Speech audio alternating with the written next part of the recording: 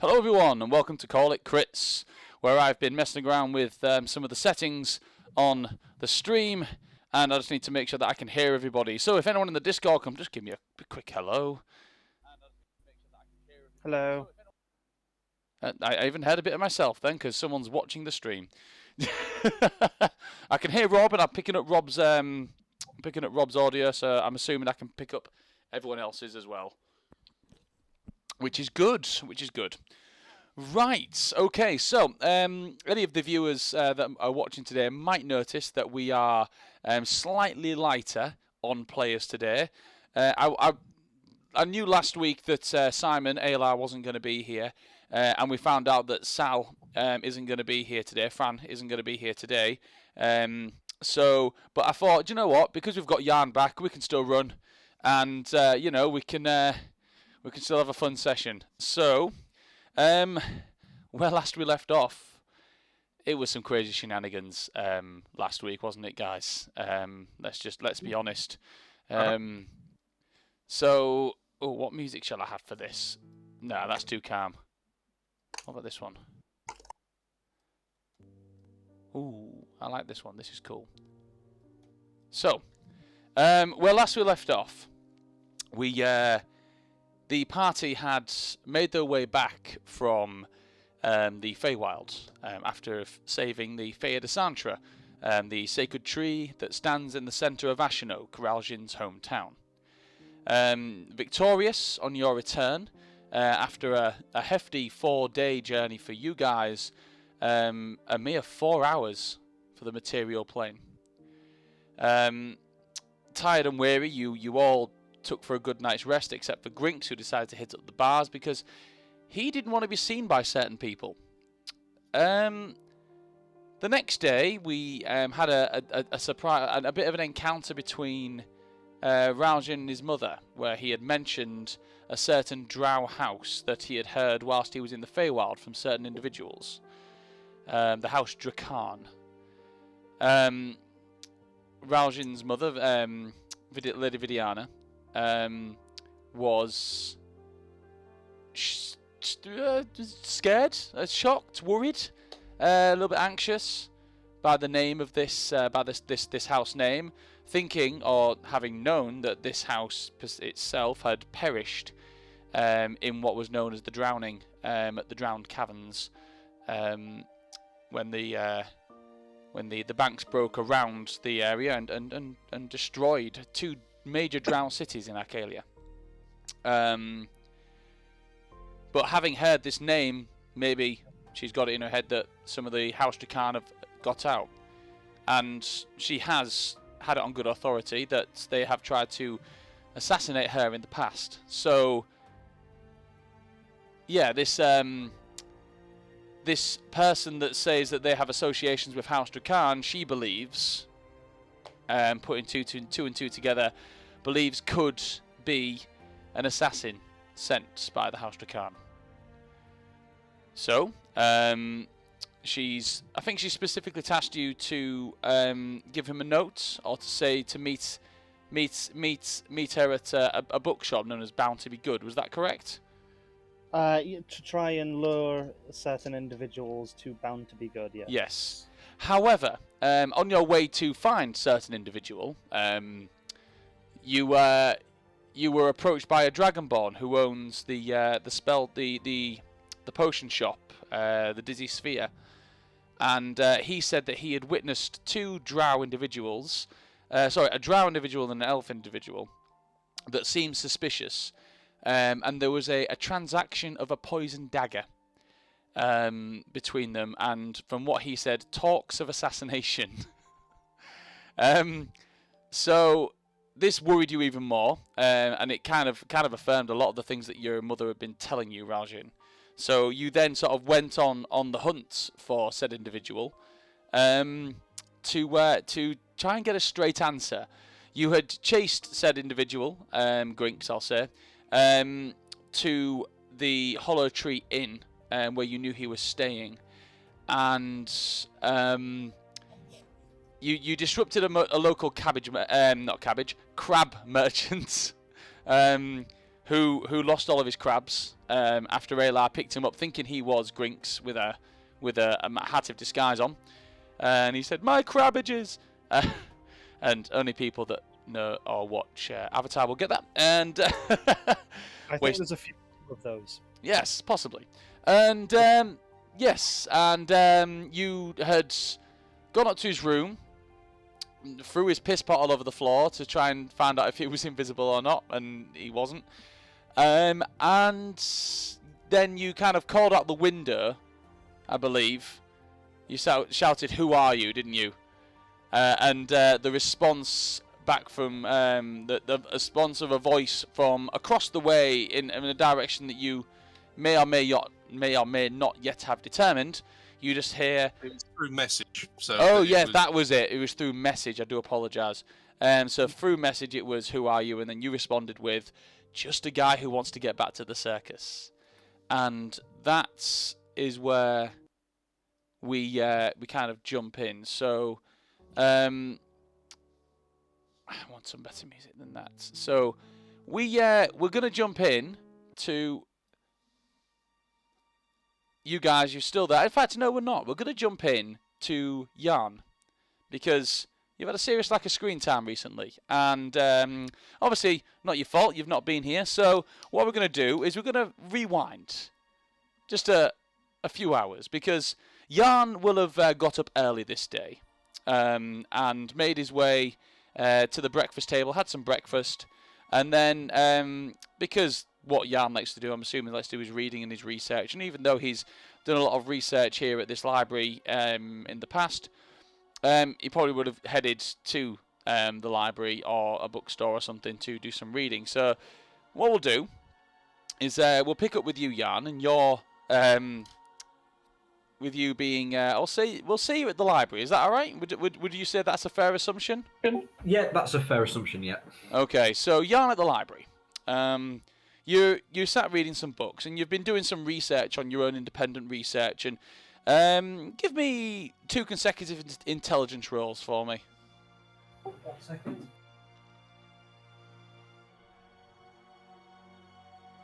Sorry, I just knocked my dice tray on the floor. 1 second.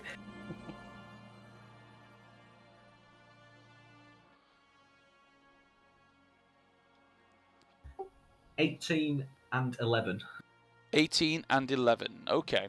So, after a little bit of research and sort of like doing some reading, you don't find too much more on the specific item that you're looking at, but you have been researching, I believe, from the notes that I've got, and you've been looking into the mountain that moves. Is that a correct assumption? Yeah, the last notes that I have on that are... 1 sec.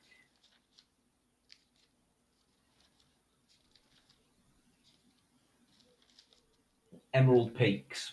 The Emerald Peaks. So yeah, that's the Emerald Peaks is the last known location of the object that you are looking for.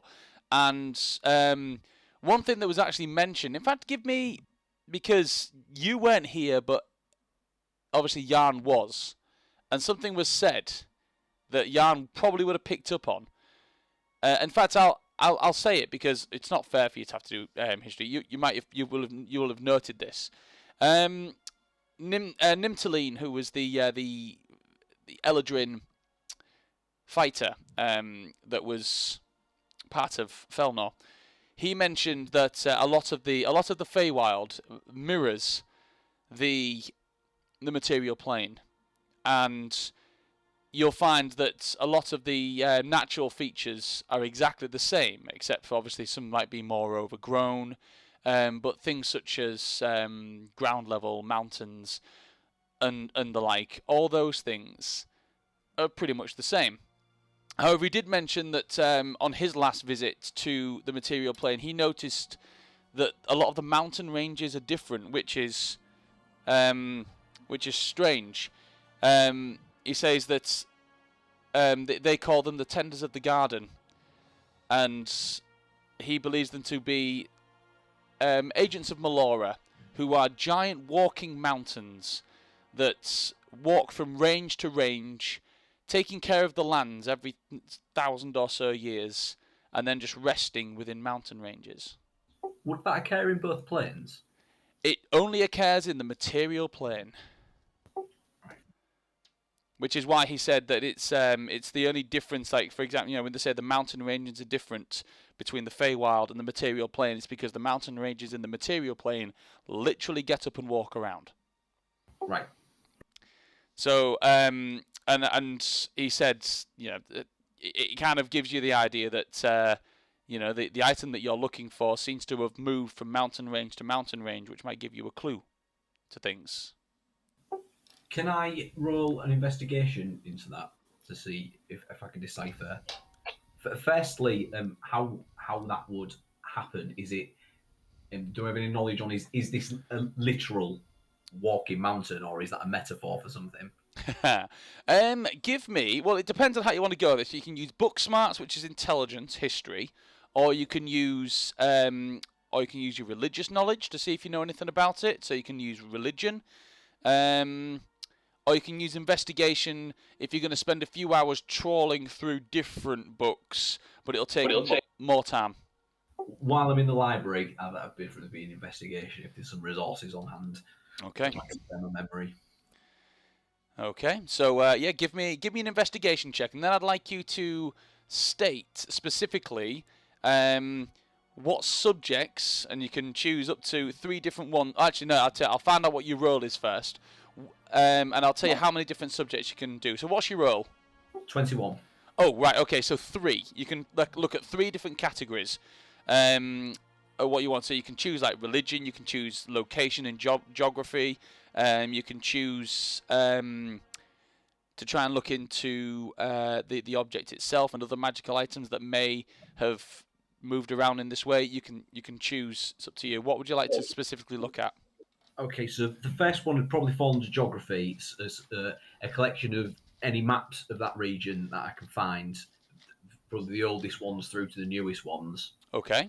Then secondary would be looking if there is any information in this library about other tribes or cultures that have lived in this region, historic ones, and anything we have documented from them that might give a hint of how things used to be or what could have changed. Mm-hmm.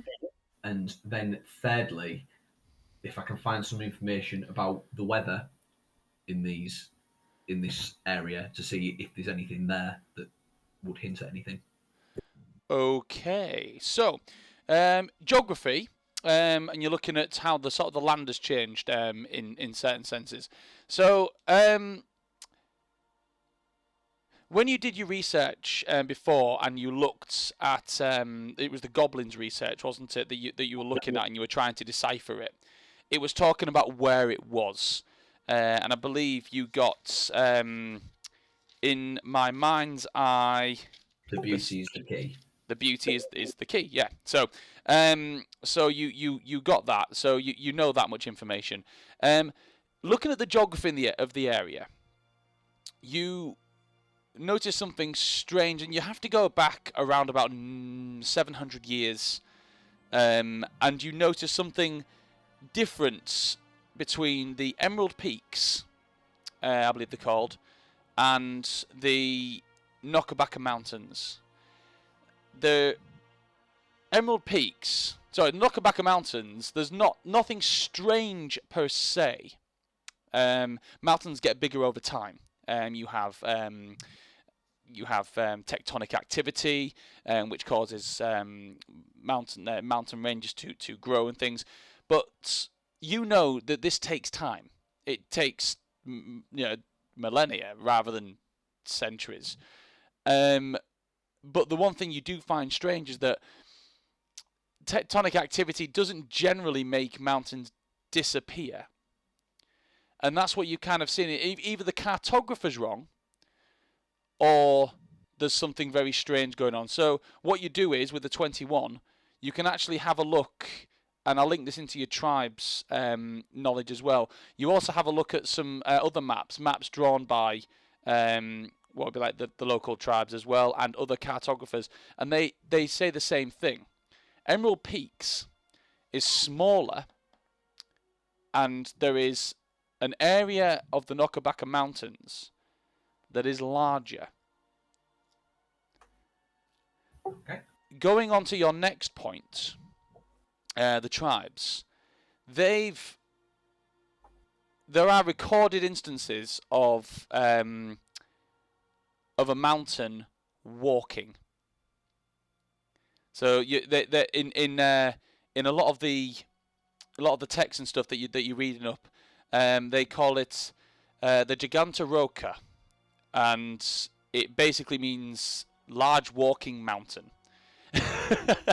And it's something that was a phenomenon that happened around about 600 to 700 years ago, where there are reports of a mountain literally walking northwards across the lands. Weather, which would sort of tie into this, trying to think.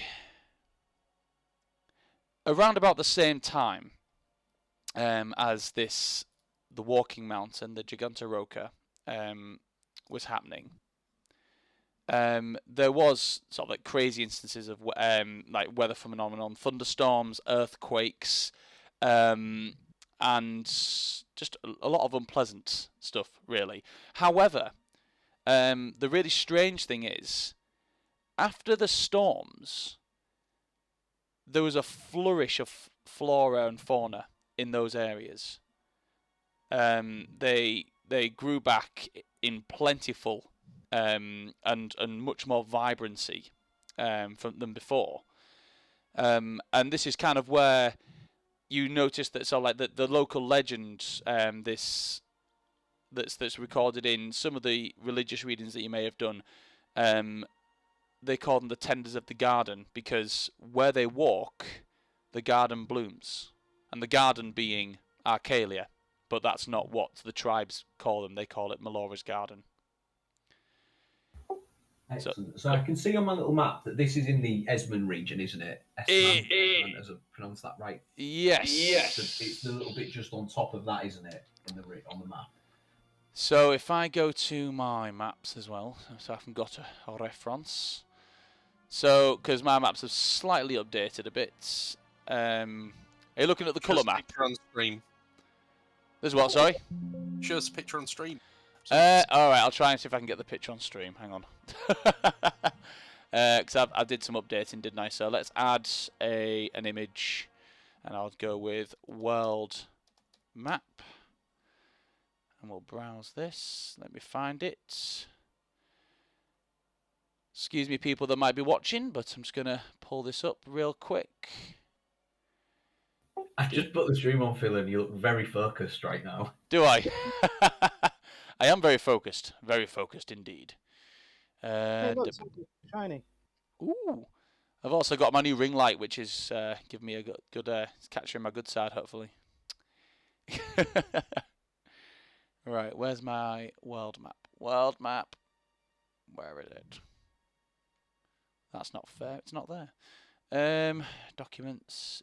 There we go. It must be there. It is. It's going to be huge. Ah! The throw!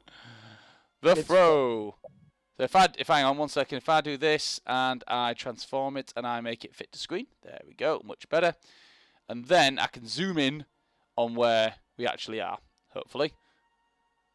That's the one it's the one we've got printed out, isn't it? That's the one I was looking. Have you changed much on that? No, actually, I haven't. You need to add a Wodos. Wodos is down here. It's down there. But yeah, hang on a second. The things I do. There we go. Still getting bigger. Okay, so the Emerald Peaks, which I haven't actually got labelled on here. I don't know why. Is here, and it's just about where Westera is, and if you, I don't know if you can see, you can't see my mouse, but if you notice the point out of trees that kind of come out over the top of the Emerald Peaks, that's that there is where the mountains in the older maps are. Right. I mean, yeah. And if you look over here, shot just sort of where Thorumgold is, and there's like a crater, and to the right of that crater there's a small tuft of mountains there. They're not there in the order maps. Right. Whereabouts are we currently? You guys are currently here in Ashenoake, so I can't zoom in. Yeah, I can see now. I can see. Yeah. Yeah. So I knew it you was guys. somewhere, but I didn't know if I was in the right green bit. So hang on, I could have just done that. So there you go. Getting used to this. So yeah, so that's the so Ashenoake. You are currently here in Ashenoake. This bit here, you can't see. But yeah, the bit just to the left of Thorumgold is where those mountains weren't before, and where those trees are. So like just to the northwest of the Emerald Peaks, where West Error is, that is where the mountains used to be. Right. So, where is everybody else at the minute? I still in the library a few hours prior. Yeah, so you're in the library. And while all of this has been going on, I've said that you're in the library. So just because it was easier than to roleplay you. So, whilst you're busy reading and, just sort of getting into your books, and you've got your notes all over the place, because, even though you're a bit of a rebel, you're very studious. And you're approached by, I can't remember his race. Is he halfling? Rob? Who's that? Vinvir. Oh, hang on. I believe he is. Yeah, I think so. He was tiny last time we saw him. Yeah, he is He was about the same size as Korvac. Yeah, hang on. So, I've got my former party members for the one. Halfling, yeah. Yeah, he's halfling. So you're approached by an older halfling gentleman. He's got a walking stick, and he's just kind of got a kind of like a robe over there. It looks like a spellcaster of sorts. He's just to the aura that he kind of gives off, and by the books that he's carrying on magics and things. He kind of plonks them down on the desk sort of next to you, and just kind of kicks his back and goes, "Oh, yeah. Oh, I don't know if it's me getting older or the book's getting heavier. Or maybe it's neither. What do you..." Well, logically, it would be you getting older. Oh, I guess logic, you can't argue with that, can you? Right. Have we met before? We've briefly met. That's my name. I can't remember names. I'm not so good with those. What do they call you again? You're one of Raljin's friends, aren't you? Yes, friend of Raljin. I'm Jan Hilsfar. Jan Hilsfar. Just enlighten me. I've forgotten your name as well. Vinvir. Just Vinvir is fine. Because in my old age I forget my last name. His last name is Windweaver. Oh yes, Vinvir Windweaver. That's the one. There's a voice in my head that told me, just when you get to hearing the voices in your head, that's when you start to question reality. Anyway, what are you reading up on here? What's this?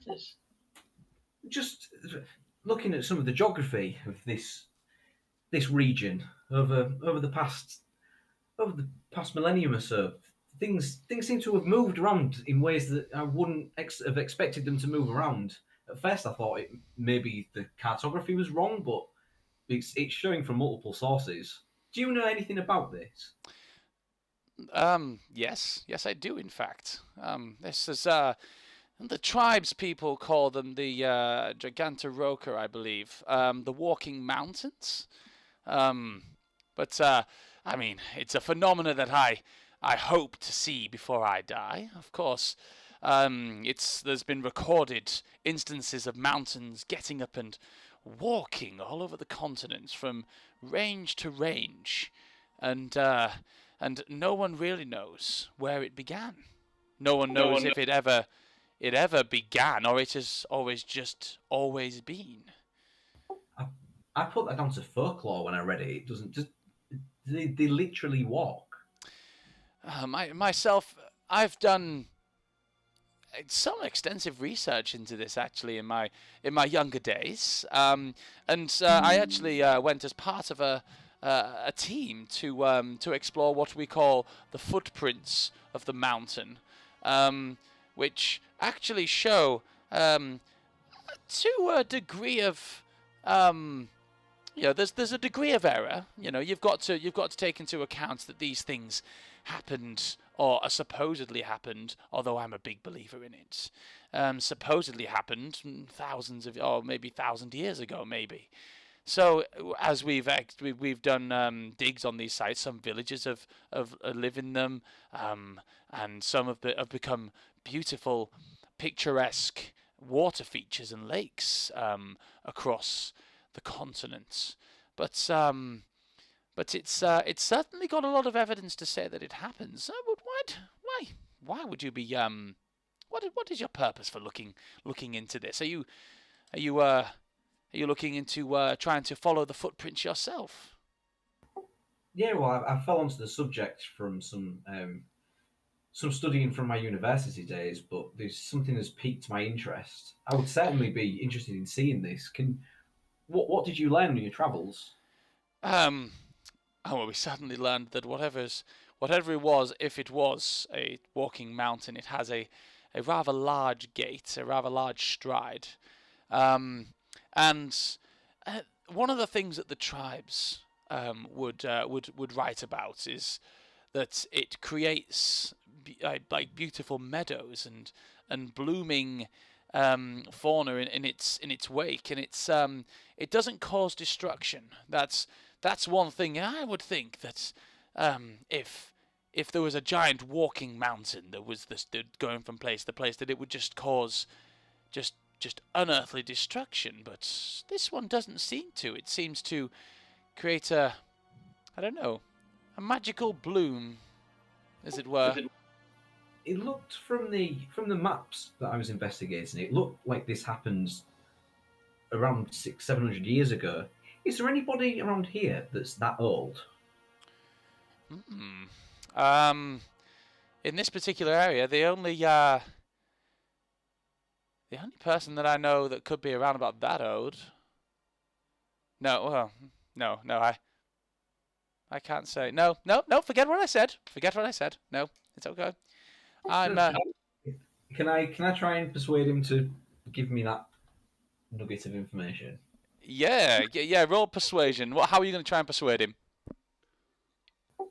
I'm gonna say I'm gonna go along the lines of I've spent hours studying this. Anything that you can give me would be a help, no matter how insignificant you might think it is. Okay. Roll persuasion. 22. 22. He goes, I don't really know if I should be telling you this, but I recently found out that there is someone in town that is rather old, someone that I've known for years, and it came as a bit of a shock to me. But I think if anyone knows anything, or if you wanted to find someone that was that old, maybe if you speak to if you head to the Temple of Ayun, there's a cleric there, the main priest. He calls himself Auric. And I recently learned that he is in fact a gold dragon. A gold dragon in this village? Yes. And I'm actually wondering, you'll know this, yeah, but you might have missed the session that it was revealed to you. Unless of course you're playing dumb. Whereas, but Vinvier's like, yes, I witnessed him in mid-transformation, As we were old friends, and he said he couldn't lie to me anymore. But he said as long as I don't go around telling everybody. So maybe if you maybe don't tell him I told you. Now that you've mentioned this, a gold dragon does ring a bell. I've had quite a lot on recently. Yes. It's been a very busy few days for the for the town in itself, and you've all been part of bringing it back to balance. Reminds me a little bit of my younger days of yes of adventuring. Excellent. You'll have to tell me some more of those stories sometimes. However, at the moment, I should really gather up this and try and find my compatriots. Before I leave, do you have any books here that you know of that might be relevant that I could maybe borrow? That depends on exactly what you're looking for. He looks on the desk in front of you and goes, You've kind of taken out most of the books that I would have chosen on the subject anyway. But if you now that I've obviously parted with some information that I probably shouldn't have, maybe you could enlighten me on your reasons for chasing the walking mountains. I'd say it's more of a pipe dream, if anything. I suppose while I was doing my dissertations, I was studying magical artifacts, particularly artifacts involved with illusions. And there was one said artifact that always stuck out to me. And over the past 6 months or so, I've found myself finding little bits of more information about it. So I'm just looking to pursue that. Really, there's no set agenda. Yes. I mean, I have been around a while. Is there anything? If you let me know what it is, I could certainly maybe point you in the direction of something that might be able to help. Well, funny thing is, it doesn't really have a set name. Can I just share my notes with him and see if anything from there? Yeah, absolutely. I'm going to go back into my notes now. This is a story that's obviously I need to come back to. So, and while we're doing this, I'll tell him I'll enlighten him about how we found the goblin texts and stuff. Obviously, he'll see that, but I'll explain that story. So he looks for your notes. He just says, "It's a pity that you don't speak goblin, isn't it?" Yes, it is. There's not much call for it in academia, though. No, well, it's a good job I do speak it. Would you like me to read what it says? Yes, I would appreciate that. Any help you can give. I've tried little bits to decipher it, but I don't think I've done it justice. Well, it appears that this goblin, that's whoever it, I'm assuming it's a goblin. It's goblin text, so I'm assuming goblin wrote it. I could be wrong, but it appears that they had a bit of an obsession with this item that you're looking for. Illusions, create reality. He said it appears that he was he kind of not gave up on it, but he was it looks as if he was mounting some sort of plan. Obviously, before something happened to him, it appears that his writing stopped rather suddenly. But he found where it was. I think if you'd been able to decode this, it actually gives you specific coordinates within the Knockabacka Mountains of a cavern that he has marked. Excellent. Can I make a note of that and put it on my map? Yes, you can. So in that clump of mountains, what I will do is I'll send you a message later on with a specific dot. Okay. Of where it is. It appears he's gone to the trouble of rune guarding it. But I mean, I guess if you prepare certain spells before going, you may be able to get through some of these runes and traps that he's set up. Unfortunately, I'm unable to decipher some of it. A lot of it is coded when it comes to the traps and things that he appears to have set. But he's this bit. It says in my mind's eye the beauty is the key. Is that what that says? Yes, that's how I translated it as well, but it didn't make much sense. So I asterisked that one. I would probably read it more of the key is in the eye of the beholder, which is a different translation to that. I certainly hope that's not a literal translation. It might very well be, which might be one of the reasons why he's given up and trapped it before he can actually get it, because it talks here about the traps not just keeping people out, but about keeping something else in. I hope that was helpful. You've been more help than you could ever know. Just quickly before he leaves, I just want to try one thing. Of course. I just want to the way that the runes have been deciphered. Let's just try a couple of things and see if we can break the code.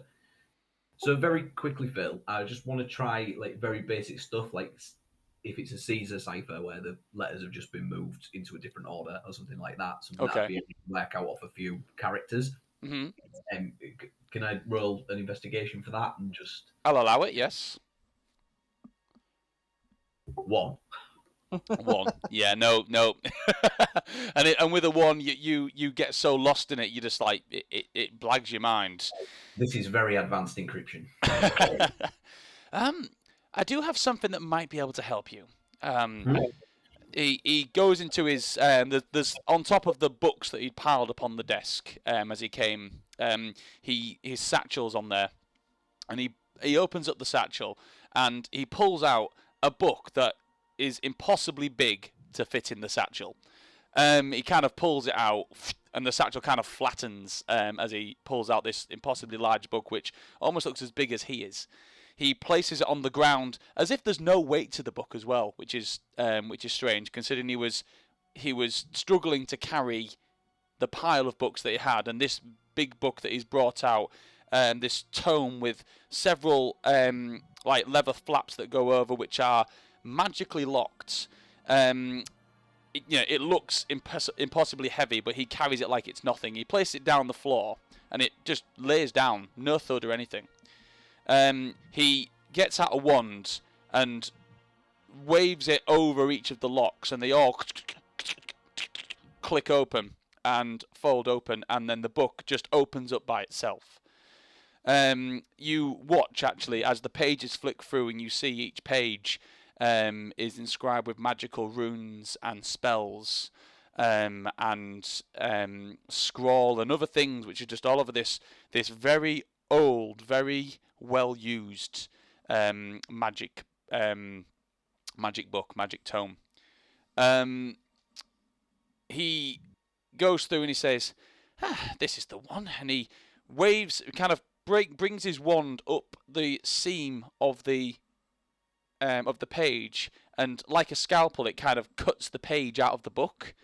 He then brings it and kind of rolls up in his hand with no effort. It's like he's done this so many times. It's an actual dexterity thing. He just kind of and then he gets a bit of ribbon and ties it around and says, "If you do manage to learn the name, because I think you know what we're both thinking here. This is an actual beholder.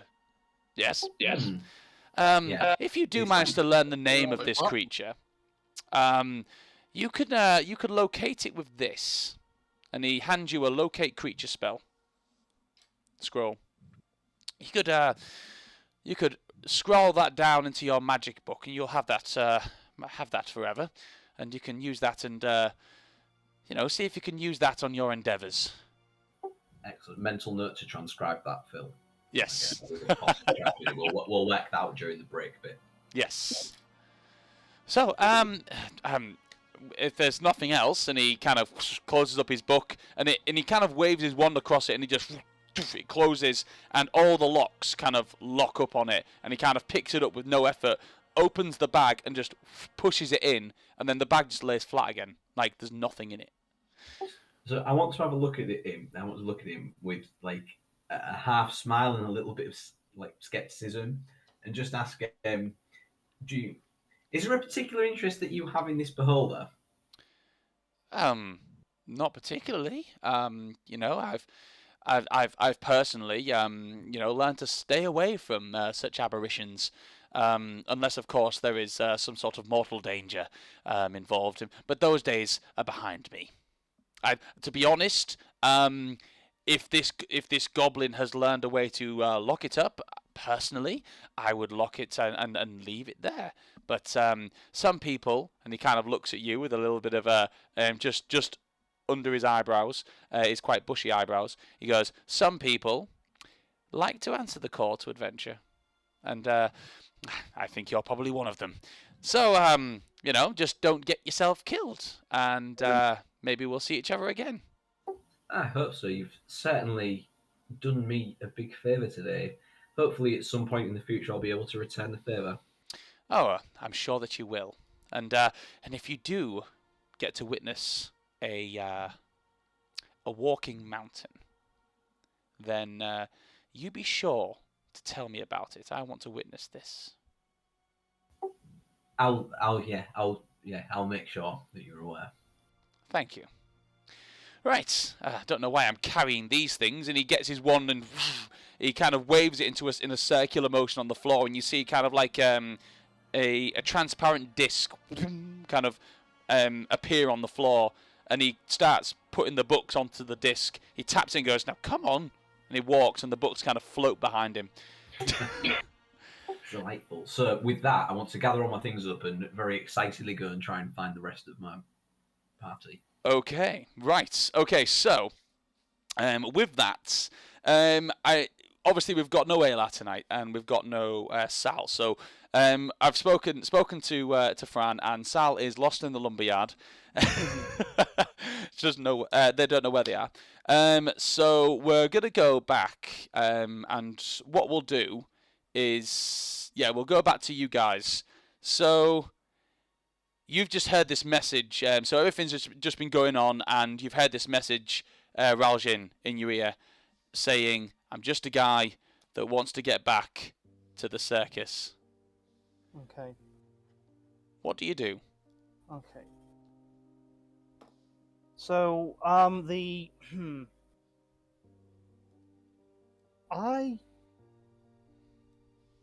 want to talk this out. This is not. I'm not saying this. I want to talk this out with Grinx. But Ayla is being a little bit gung ho. Mm-hmm. I'm sure he's got my best interest in heart, but he's kind of making the situation worse. Just so you know, I'm role-playing ALR tonight, so yeah, go on. Okay, so I turn to Ayla and I say to him, go, would you mind going and seeing if you can find Jan and Sal? I'm in no danger here. All I need to do is shout, and the entire town guard will come running. But what if they don't come, ALR? I'm here to back you up. Raljin, I'm here to back you up. Now, Ayla, trust me. This is the safest place for me. Do you need me to go and speak to like Commander Lowell or something? I can let him know that we might have an assassin loose in the city, in the town, in the village, whatever this is. Find Jan. Find Sal. And okay. Meet me at Bound to be. Bound to be good. Bound to be good, yeah. So, meet me at Bound to be good. Are you sure you're going to be all right on your own? Yeah. I'll be fine. All right. And he turns and he's going to go off and he's going to go and find the rest of them. Okay, good way.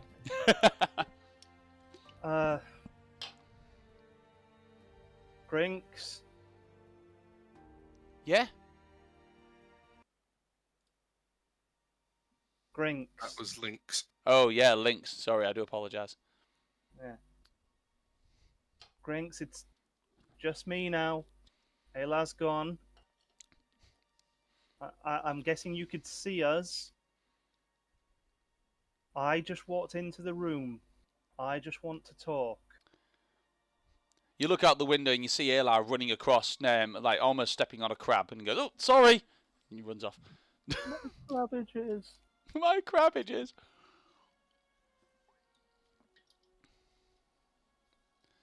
I'll message back.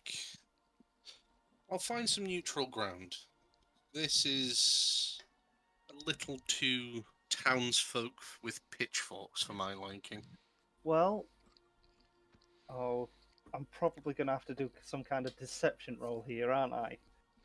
But, so, what about a bookshop? Nice and quiet, easy to talk. Roll me a deception roll. Or persuasion, whichever you want. I'll allow deception because you're not actually trying to deceive him. No, I'm not. In that case, if you'll say persuasion, then I'm going with persuasion. Okay. Okay. That is 20 lots. Hang on, so 17, 19 plus my proficiency of 4, so 23. Okay. It sounds, Grinx, it sounds pretty convincing that a bookshop might be quite quiet. I appreciate that, but the action so far has seemed to be a little bit more stabby than talky talk. I haven't made. Sorry, are you saying this or are you? Yeah. How are you Rather having? that- Yeah. How are you that- having this conversation? How many messages do you have? It's a cantrip. Oh, okay. Fair enough. I'm just trying to logic this through because at the moment I don't want to go any deeper into the town than I have to. I'm kind of on the outskirts and can make a getaway if needed. Where is this bookshop? Phil, I need the town map. Oh wait, hang on. It's on the maps, isn't it? So It is on the maps. Yes. where is it? Maps. We have a maps thing, don't we? There we are. Yeah. Okay. So I'm looking at the maps. I would say. I mean, maybe you've got a different location in mind. But I do know where Bounty Be Good is. So, hang on a second. If I can remember where everything is on here. There we go. And where's my Ashenoake map? There it is. So on the stream, you guys are currently. So, do you see where the big temple-looking building is? With the yellow roof. Yeah, is that Yeah. Cord?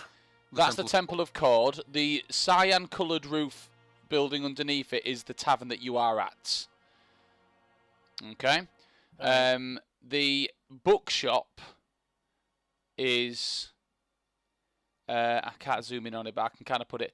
It's the dark blue one, the dark blue square building on the left-hand side of the road, at the bottom of the rectangle. I need some markers, don't I? Something on it. dark blue square building.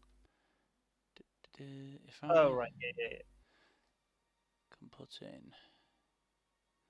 If I can put in a shape or something. Actually. Add image. Marker.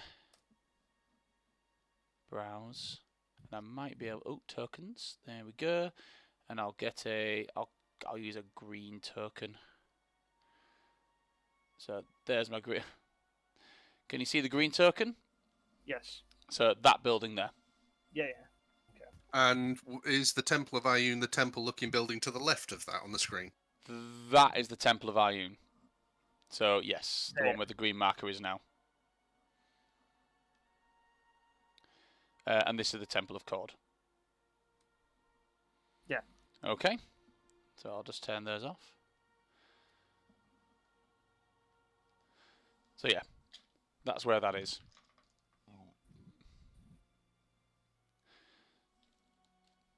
So what would you like to do? Okay, you head to the bookshop. Or the books. Yeah, the bookshop, and I'll meet you there in about an hour. Yeah, insight check there. Yeah, I'll allow it. Okay, 1 second. Deception check if you are actually trying to lie. Of course, I've got no intention of going there. That is... Deception is based on charisma, so that's 13. 30. 13, 1-3. Oh, 13. Thank God. Yeah, thank God for that, because I got a 14. Ah! It doesn't seem sincere. Yeah.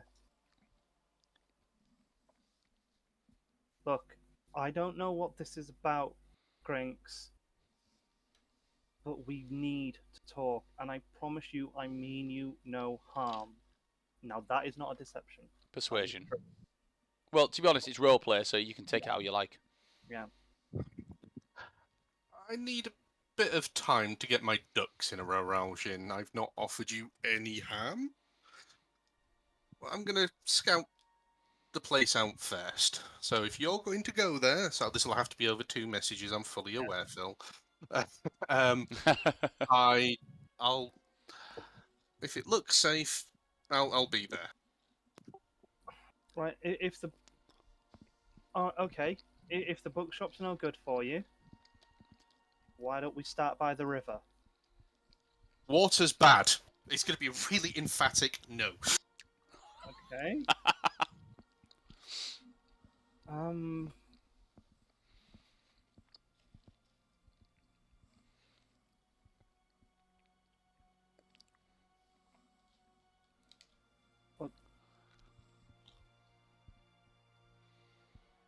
Look.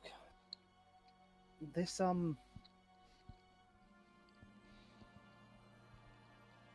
This is my home, and I can understand that might make you a little nervous, but we really need to talk, and I really don't want to delay this. And I think putting it off is just going to make it worse. It's going to give you time to stew. It's going to make you more anxious. It's like changing a bandage. You just pull the bandage off and get it done with. No, you use a spell or drink a potion. Yeah, quick things. My point still stands. I've had bad experiences in small towns before. I've had even worse experiences with drow and drow houses. Nothing to do with that. Have you had bad experiences with me? You are not the rest of the house. I am not. My house is not the rest of the drow. Do you really think a traditional drow house could raise someone like me? And let me live? I know what our kind is like.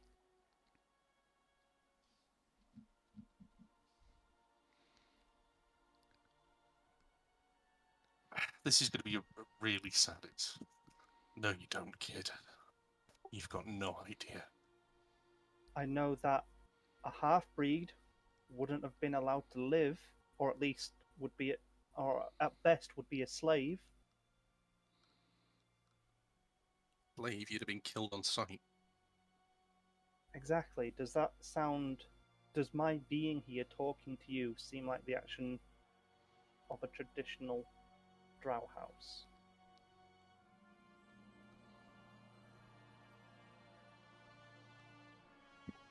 What do you want me to do at this shop? Just meet me there. Who else will be there? Okay, I'm gonna have to try deception on this one. Because come on. I'm going to roll to deceive. Okay. because I want to give Jay a chance on this. Ooh, okay. Well, the good news for you, Jay, is that I don't have any pips in deception. The bad news is I got an 18 on the dice. Okay. So what's your insight, Jay? Second. I don't have. Oh, I do have insight.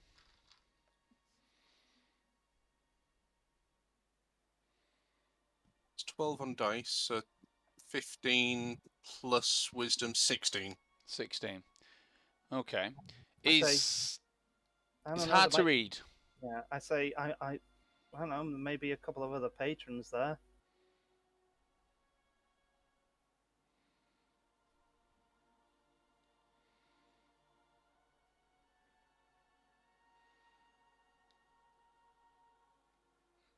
I'm going to stand up and drop invisibility. As you're looking out the window, Raljin, you see Grinx on the rooftop, about 30 feet away, across the way.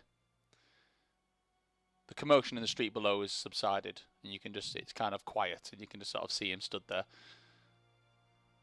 My first thought was just like, I'll meet you downstairs, jump out the window, accidentally knock all the crabs free so they're running about again.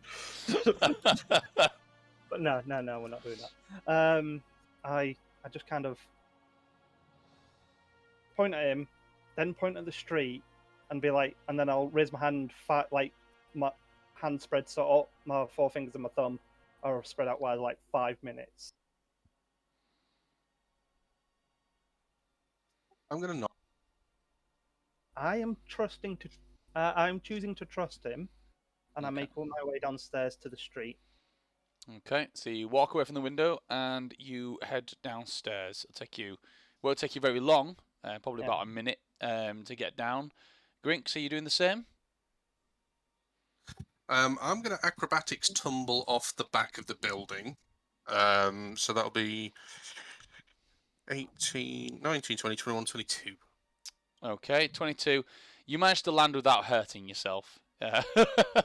And what I'm going to do as well is, rather than use the hat of disguise, I'm going to cast disguise self on myself, Okay, and I'm going to look like Ayla. okay. Raljin, you walk out of the building, and there's a slight flinch from the crab seller, who's just collected his crabs and put them into a box that he's borrowed off a fellow crab seller. And he goes, yeah, you're not going to knock on my crabs again, are you? That was the other guy. Don't worry, he's gone. No, he's right over there. Say that I walk around the corner. As he says that, the crab says, no, he's right there. He's right there. You stay away from my crabs, you. And he walks away, and I wait, protecting his crabs as Ayla walks around the corner. Ayla, I thought I told you to go find the others. I'm going to try and perform to be Ayla. Why did I not see this coming? I didn't see this coming. Roger's just give me the idea. I'm going to ask him what's the play. So, 16. So, can I say for performance, because I'm performing being Ayla? It's still performance, so it's not deception. So yes, so it is performance. I've got Yeah, proficiency. That's 16, Yeah. 18, 19 plus charisma. 21. 21. Ayla comes out and just goes, what's the play? And yeah, it's Ayla. Okay, you know what? Never mind. I've managed to have a quiet word with Grinx, which is all I really wanted. Well, we're going to Bound to Be Good bookstore. Look, something really has him spooked, and I really want to get to the bottom of this because I think he's been through a lot. But if my family's concerns are true, then I need to know. But I don't think they are. I trust Grinx.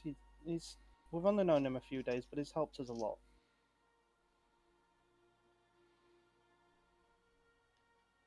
And this is a very earnest, very sincere puppy dog eyes kind of look Yeah. that Raljin has at the moment.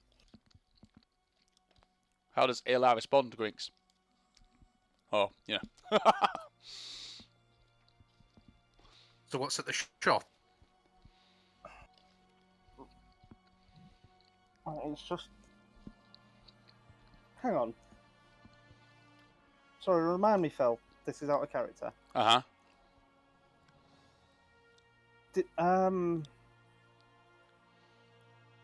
Did I tell Ayla why we were looking for Grinx? Because I think I did. You didn't tell him that you were going to pass on a message to meet him at the shop. No, that was between you No, and your no. mum. You said you were No. looking. You said you were looking for Grinx, but you didn't say the I plan. didn't say why. You didn't Okay. say why. No. Okay, right. That's fine. It's just a quiet place to go, and to be fair, after last session's shenanigans, Raljin doesn't fully trust Ayla not to screw it up. So That tracks. it's just a quiet place to go where we can have a talk, and he's a wizard, so I don't think he's going to want to destroy potential magical books and things. So it's a safe place to talk.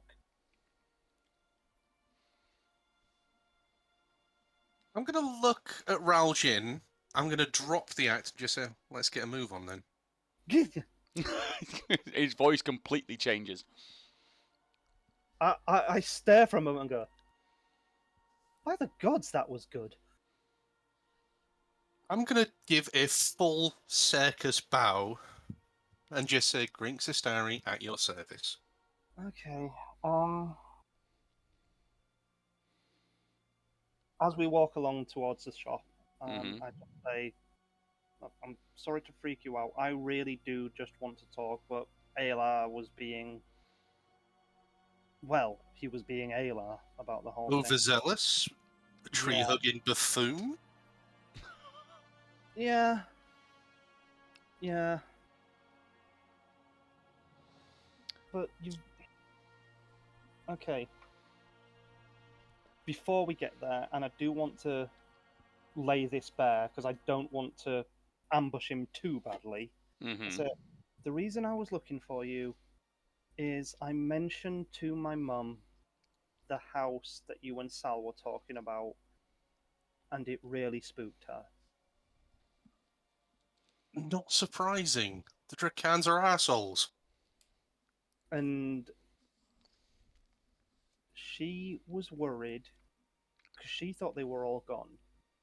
But if you Oh, they're not gone, kid. They're really not gone. if you and Sal were from their house, she I was- said I worked for the house. Never said I was from the house. she was worried that you had been sent for her, for us. I'm a full-blown belly laugh at that. This is the last place in the world, aside from Monolari, I ever want to be. I think by now we'll be there, won't we? Yeah, you're walking having this conversation. You do eventually sort of get to the bookstore. The Bounty Be Good bookstore. Sort of I'm open up. going to bamf Nix out on top of one of the eaves of the building as I go. Okay. Ding! That's the Yeah, bell. yeah, literally. You open the door and there's a ding. Walk in. It's being sort of like run by a female halfling, Lightfoot halfling, by the name of Hildegund Fairfoot. So you can sort of tell by from by her clothes and things and her demeanour that she's a book merchant. She's got the whole vibe going on. She's got sort of ruddy skin, brown eyes, curly brown hair, sort of like grey tufts of hair, sort of like sticking out every so often. small glasses that kind of sort of like sit on the end of her nose. Yeah, she's tall for a halfling. So it's like it's all like you can imagine that she's probably been the tallest in her class as a halfling. She's kind of a bit of a she's you know her as being very in your face kind of character. She's not a quiet. You kind of picture someone that runs a bookstore. You kind of picture them to be quite quiet. She's not. She's very much she's good at selling things, but she's also quite in your face. So as you walk in, you see her kind of see you and go, Raljin, and she kind of runs over and kind of tells her, "And how can I help you today?" Just browsing, Hildegund. Oh, absolutely, and take a look around. I do have, though, some of your favourite novel in. They've written a new one. I don't know if you knew that. Oh, yes. Give me 5 minutes, and I'll. No, do you know what? Can you get it? I just take out some coin and I said, "Can you get it for me, please?" Oh yeah, absolutely. Did you still have the other editions? They've not been worn or anything on your travels? Because I do have a few of the others, and I could just sort of put them together as a buy one get the others in a collection. I do have some of the I have some of the signed editions as well that you might be very interested in. Can I do a bullshit check on this to see if this is some sort of code? No.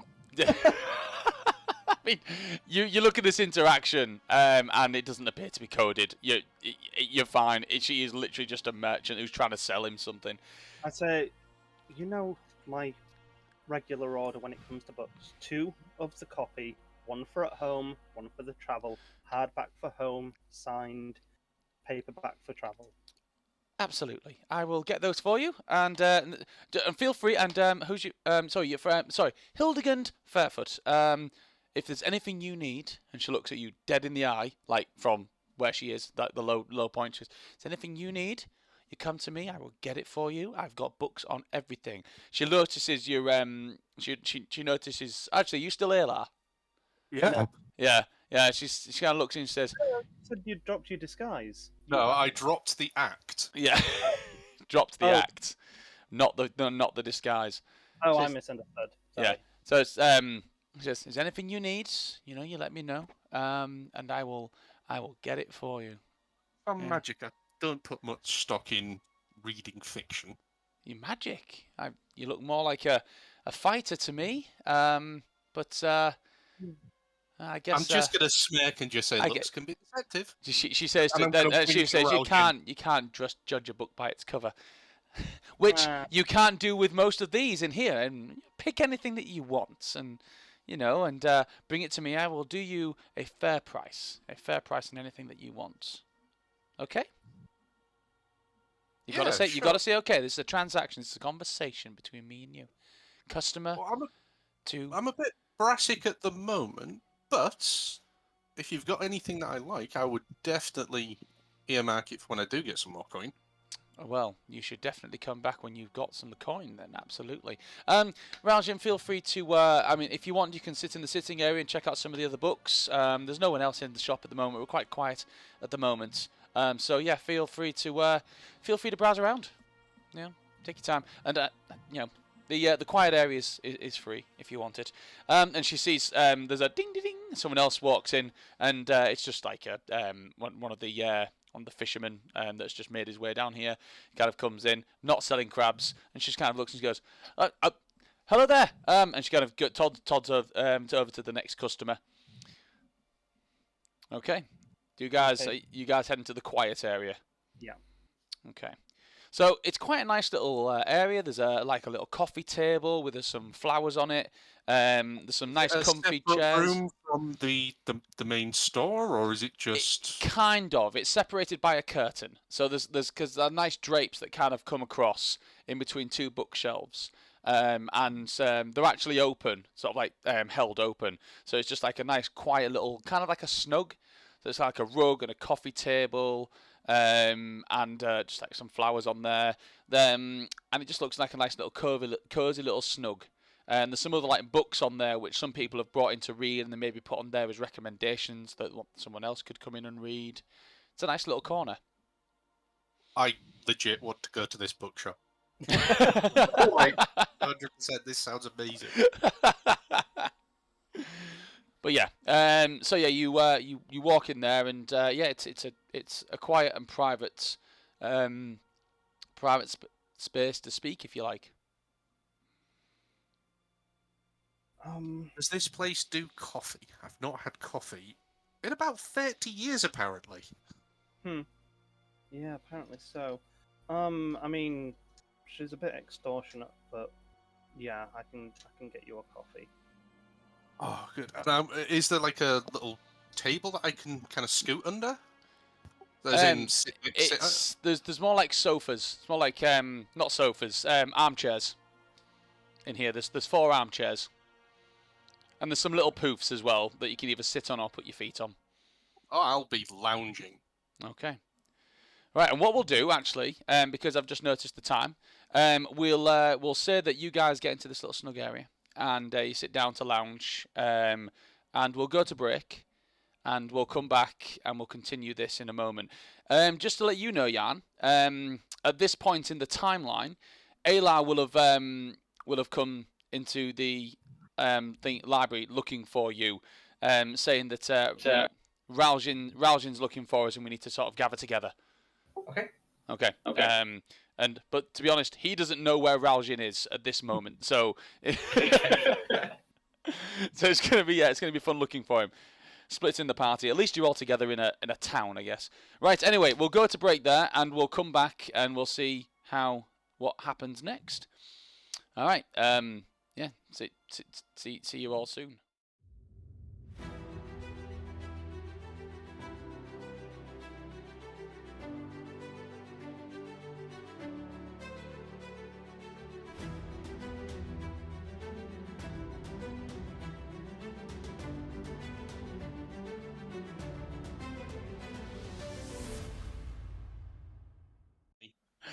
Hello everyone, and welcome back to Call It Crits, where we have our 4th player. Sal has returned from family meals, but we now have them back, and we are happy. So yeah, things are getting interesting so far. Oh yeah. So in the first half of this particular session, we started off with Jan, who had limited screen time recently because of his absence, but he found out some interesting information regarding his own personal quest after a conversation with Vinveer Windweaver, a halfling wizard who's a friend of Raljin's, during his time in the library. And then whilst he was having this conversation, Ayla, who had been sent by Raljin to try and gather people up. Get him out of the way. Yeah, minutes to get him out of the way, but yeah, he did his duty. He's gone and he's found Yarn and said, Raljin needs us, and he's in this direction. Sal, you are you got lost on the way to the lumberyard, and you've been looking around the lumberyard for quite some time, looking for Vidiana, and you've been looking around for about an hour now, and there is no sign of Vidiana anywhere at the lumberyard. They lied to me. So yeah, but you do get spotted by Camden, who is at the lumberyard working. He's the one in the lumberyard. Yeah.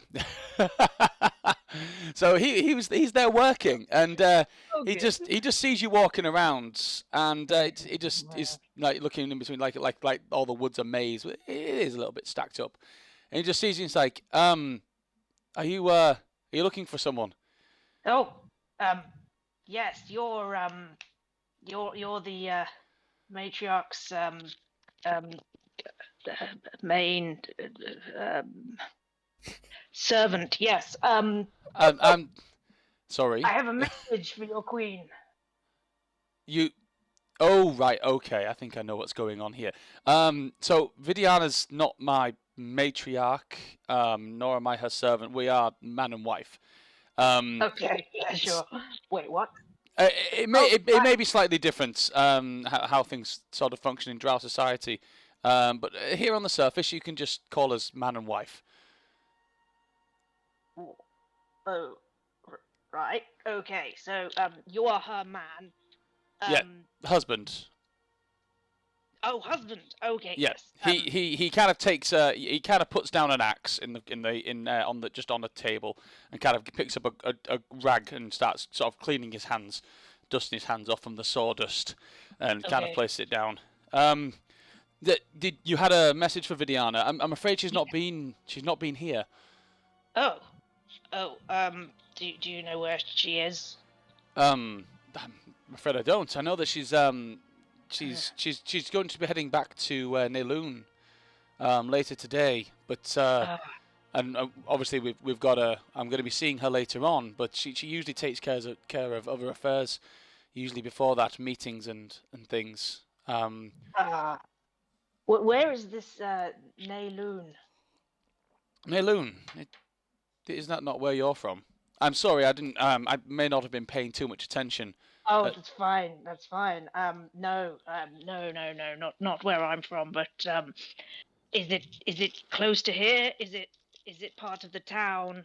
Is it a different town? No, it's further north from here. Okay, so she's already gone. No, she's not headed to Neloon yet. I hope not. She normally says bye, except that one time, but I don't know why. Anyway, but I mean, if you want, I'm sure she's probably still at the house. Maybe checked her meeting room. Still at the house. That's an hour. Okay. Look, I'm heading back there myself. Shortly. Should we head back there and see if we can find her? Yes. In all honesty, I've got to. I normally have to. I want to see her anyway before she goes. But and I've got a journey myself tomorrow anyway, so I could do with the rest. Are you also going to Neloon? I'm not. I've got other business. And your wife has given you permission to go? No, she's not given me permission. No, it's like, I do my thing, running the Whitewood business and Ashenoake. Not Ashenoake as a whole. We do have a sort of like a government or the council that helps run Ashenoake. But I run the business of the Whitewood business here. It's all these trees. Yes, most of which are in dire need of some TLC at the moment. Hence why, and you can see there's a lot of people working, sort of like around, like lifting lumber and taking care of some of the trees and stuff, and doing like cuttings. You'll see some of them doing, and just it's very busy. And you can imagine it's probably more busy than on a normal day. But then I guess you've never seen a normal day, so you wouldn't know that. I was going to say, oh goodness, it's so busy today compared to all the other days. Yes, good. Oh, well, shall we go back to the? Let us return to the house. Sure. Landon, I'm going to be. I'm heading back to the house. Thank you very much. This other guy who's he's got his top off and he's lifting 2 logs on his arms. He's like, you're slacking off. He's like, no, I'm just, Vidiana's heading out to Neloon later today, so I'm obviously gonna. And you just see this guy who's obviously a proper lad. He just goes, say no more. He's like, get your mind out of the gutter, Landon. I swear, I do apologise for him. Get their head around the fact that everyone is so casual with their leaders here. Like, it's actually blowing their mind. Like, that when the person said that, like, Sal winced, like, oh god, this guy's about to get killed. Okay. Yeah, it's a culture shock. Yeah. Yeah. No one's being tortured. This is weird. So, so you and Camden, you're going to head back to the house. And I'm going to do a quick. I won't. Sorry? I was going to say I'm going to stealth. That's probably a bad idea. Stealth so you disappear. Stealth, like, where are you? Don't worry, I'm still here. Just I'm I'm not used to not stealthing. I had a bad couple of months. Fair enough. I swear my son brings the weirdest people home. Anyway. Right. No, I'm not the only weird one. Right.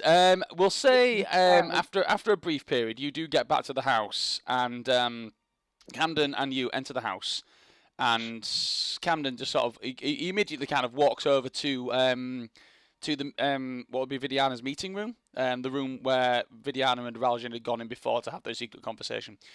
And he opens the door and he says, "Vidiana, oh, strange. She would be here." One of the maids, the same maid that you scared this morning, is walking through. She's carrying more towels. It's like her only job is carrying towels. I give her a look like she has betrayed me. Like, you again. She goes, anything I can help you with, sir? And he says, Cameron just sort of says, is Vidiana about? I would assume that she'd be finishing things off before her trip to Neloon, but I can't seem to find her anywhere. And, sorry, I forgot your name. Salpanic Shade Silk. Sal is fine. Sal's been looking for her.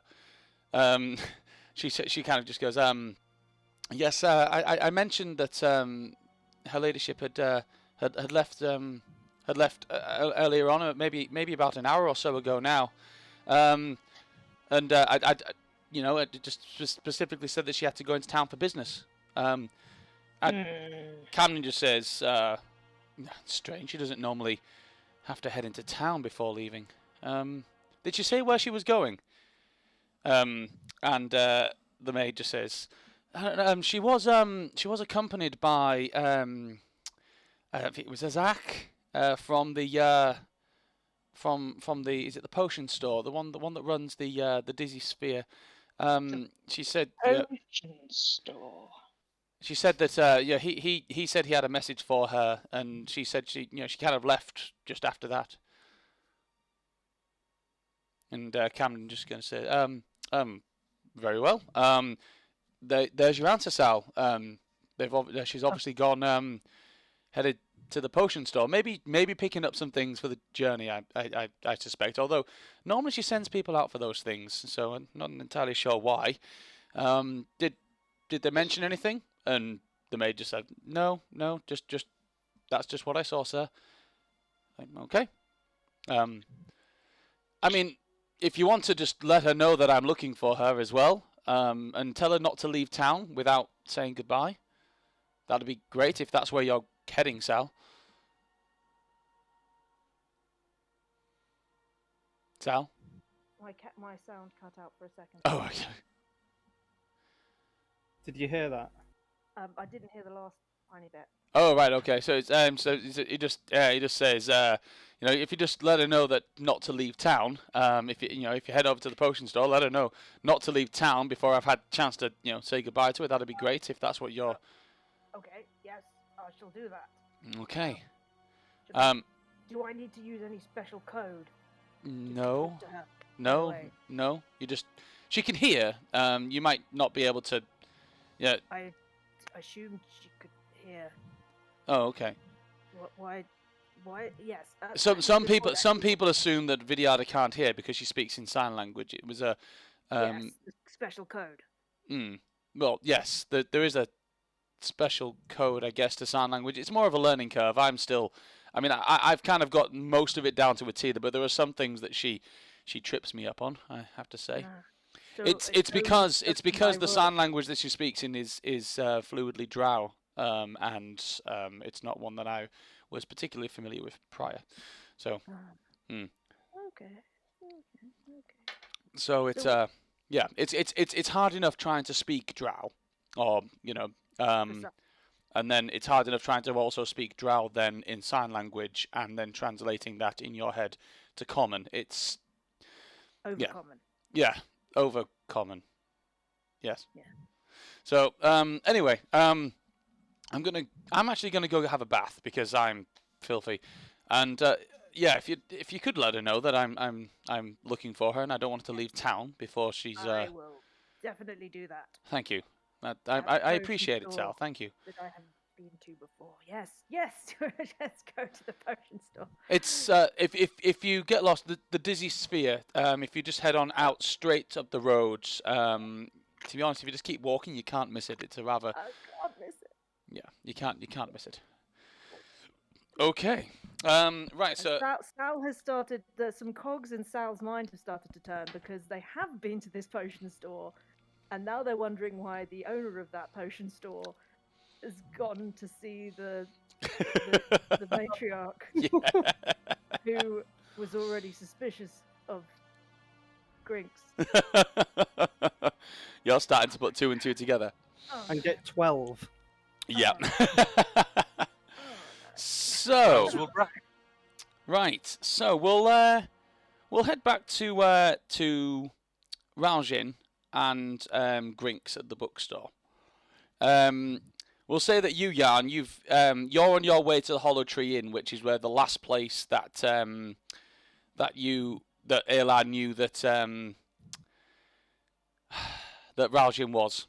So you'll get to the Hollow Tree Inn at some point, and the Ayla will be like, they were right here, and some guy just kind of comes up to you and he's like looks at Ayla and just kind of backs away with his box of crabs. So. We'll go to Raljin and Grinx. Raljin, where did you? So Grinx went into the room and sat down, still in the guise of Ayla. And what were you doing, Raljin? I was sat with him. I was sat opposite. Okay. So you're sort of sat as what are you doing there? So,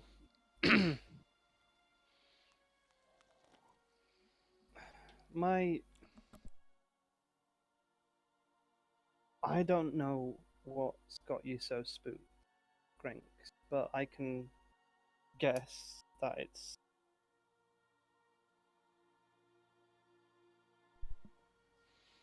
it's because our kin make you feel unsafe. Unsafe. I'm going to stand at this point. I'm going to put my coffee down, draw the curtains, take my jacket off, and take the shirt off and show him my back. So again, I don't know if Raljin's seen the spiderweb tattoo before. So you've obviously dropped Ayla visage for this. Yes. Yeah. Yeah. You see on the back, he has what? Just describe the tattoo, please, Jay. So it's spiderwebs going into the hairline, coming down over the left shoulder, down to the left shoulder blade, and then fully down the left arm. And you'll also notice he's got a iridescent green tattoo of a sword and moon on his right forearm. Well, that suggests you worship Lolth, but that, and I raise my sleeve and I show him my matching tattoo. Your magic one that you got. Yes, but is also green, so which is weird. And so this suggests Alistray. Or a war between them both that I want no part of. I don't know what's happened, but this talk of House Khan and you're being so sketchy about being around us since we got back. You put fear into my mum. She was afraid for me, for my sister, for herself. And then I pull my collar down and I show off the scar, the necrotic scar across my collarbone. Mm-hmm. I say, I'm going to go and inspect it. Okay. What are you inspecting specifically? I mean, I don't have medicine, but I don't think it's a massive stretch that I would have seen similar wounds in my time with House Dracan. You know, and the raids that I would have been on. Mm-hmm. So Said physical or I kind of want to know if metaphysical. it was God. going to be almost fatal, if and if I could discern what type of weapon made the scar. Okay.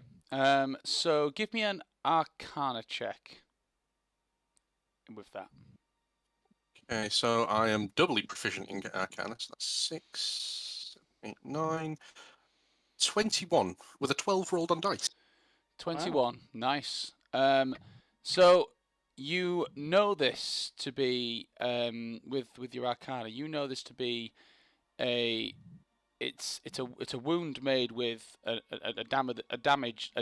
dagger or sword or weapon that does necrotic damage. It's specifically an assassin's weapon. It would be something assassins would tend to use, weapons that don't allow their victims to heal fully. The fact that it's left such a gnarly scar gives you the impression that it's a rather powerful magic weapon. Is this something I would have seen Gillis's minions use? Yes. I'm going to kind of peel my lips back in a slight snarl. This is Gillis's work, or his agents. This is the result of an attempt on our lives. So, What do you know of House Dracan and Mornalari? not a lot. My family, we turned away from the old ways. We know,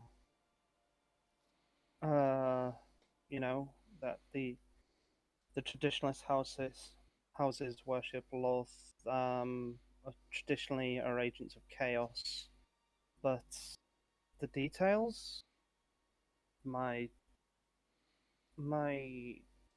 mum and her family are very reluctant to talk about it. With good reason, kid. That knowledge could get you killed. I mean, it could have got me killed without knowing what it is. Some bears don't need to be poked with a stick. Time for a history lesson. I'm gonna sit back down, put my shirt back on, sit back down. And Phil, I'm going to burn both 3rd level spell slots. Okay. And I'm going to use the Said someone invisible. Victorian-esque abuse for minor illusion, if that's okay. Sure. So I'm just going to come off push to talk because it crashed Discord last time I did this. Okay. There we go. Is that working? Yeah. Okay, cool. So, Coops said Vidiana. out of character, are you guys familiar with the Victorian kind of machines where you look through and you wind it and you can see slight moving images? Yeah. So, that's the one. Couldn't remember the name. So I'm to fashion, with minor illusion, a 5-foot square zoetrope. And it's an abuse of the spell that I've discussed with Phil, and it's a limited thing, and it's a really bad idea for me to do if I know that there's combat or someone's going to betray me. So that takes Fireball and melts meteors off the table for this session. I hate you. So, in the zoetrope, you'll see a cavern, the Underdark, almost rendered in a dark oil painting. And the image will move slightly like you're going through the caverns. This is the way into Mornalari, the main entrance. And the cavern will open up into a massive chasm. Something probably for Rob's reference, 4 or 5 times the size of Fort Swordshaw. Right. Okay. And at the heart of it, a dark, black, glistening city almost made of obsidian on multiple layers that almost looks like a squat spider. Okay. 8 entrances into the city. There's a aerial, ethereal, purple glow and green glow. Sal, stop me if anything of this doesn't track. With what I'm winging this to a certain extent. I'm And happy to yes and our way into a beautiful, beautiful town. behind it, you will see a waterfall that seems to be moving within the image. And there's also 8 giant garnets, red stones reflecting light off various points in the city. It's the pinnacle of the old Drow way. If you're looking for a rough idea of what mood would be,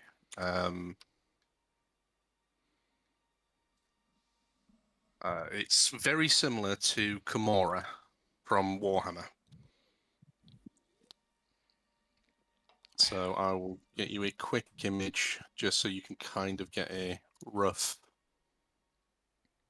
idea of what I'm talking about. I'll just post a link in Discord. Okay. And within the city, there are 8 limits, or 8 levels, and the image will shift. Ground level is Picture of Captain America. the prisoners, slaves, and undesirables. And it goes to the warrens, the webways, where the Greys used to live. And on the image, you'll see it's almost like Tales of Beedle and the Bard from the Harry Potter movie. It's almost like a flat silhouette image of people moving, but they're all black with white hair. As we go through the levels, there's the trade districts, and then there's the pinnacle of Monolari, the main ways, and the image will shift to one of the buildings with the red stones. This was where they trained the people who did that to you. And the image will show moving people fighting. It's one of the many training grounds, but this was where the assassins were. The image will move out again and move to a tower similar to the image in the picture I sent you. This was the Webwalker Academy where I trained. The giant red gem on the top, and images of kind of spells being cast in the courtyards. There's also the fighting pits, where slaves, people who had broken the tenets of Lolth, fought and died against the beasts of the Underdark, and each other.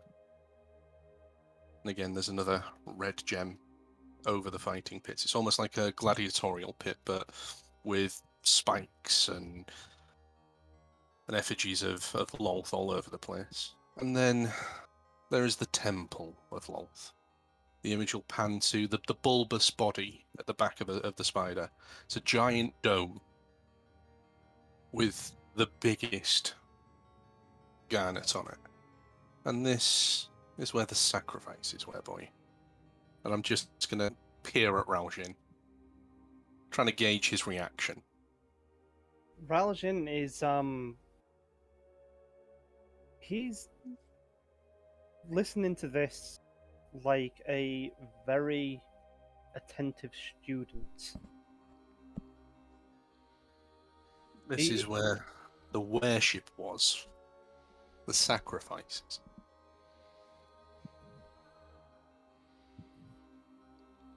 And the image will move back out. Is there anything you want to see in particular? No, look, what?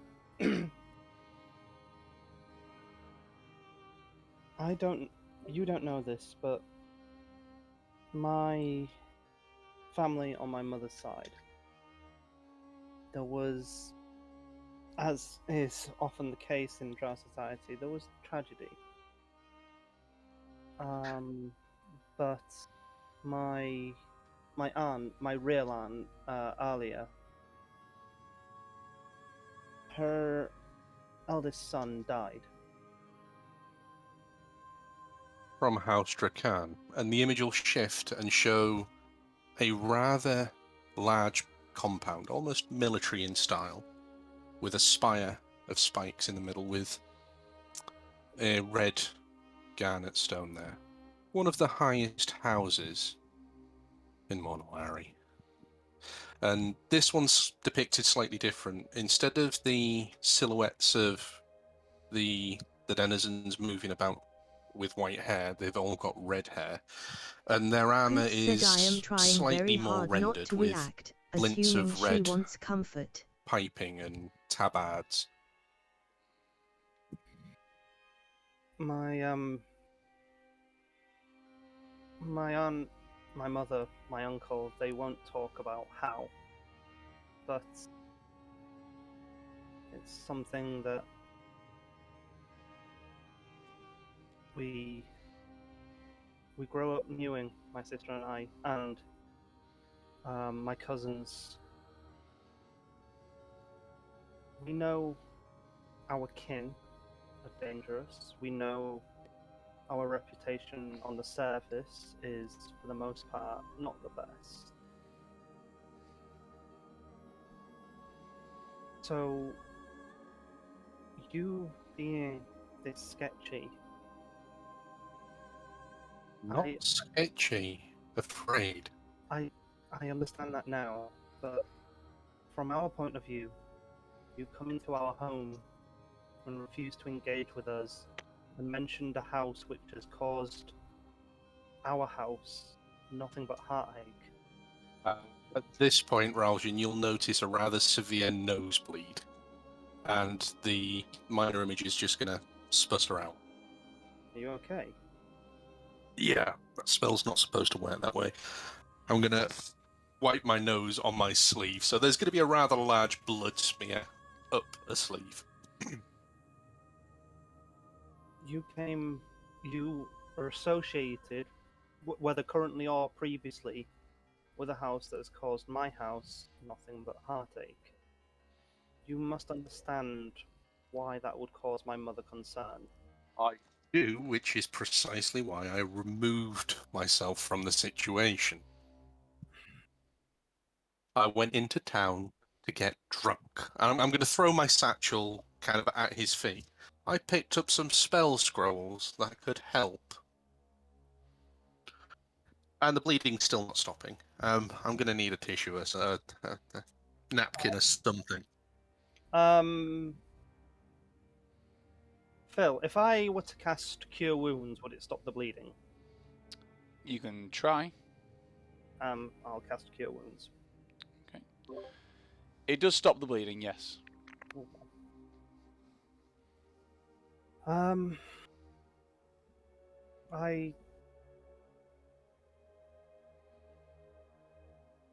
Grinx, you see me reach up and place my hand on my own shoulder and tap twice.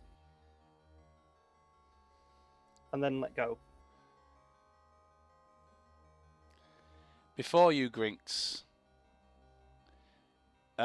you see suddenly appear Vidiana with her hands on Raljin's shoulder. She's looking at you, and she knows. She's made the link. She recognizes you. And Raljin, actually, you look up and you don't actually expect this. There is actually tears in her eyes. In your mother's eyes. She's, in fact, they're running down her cheeks.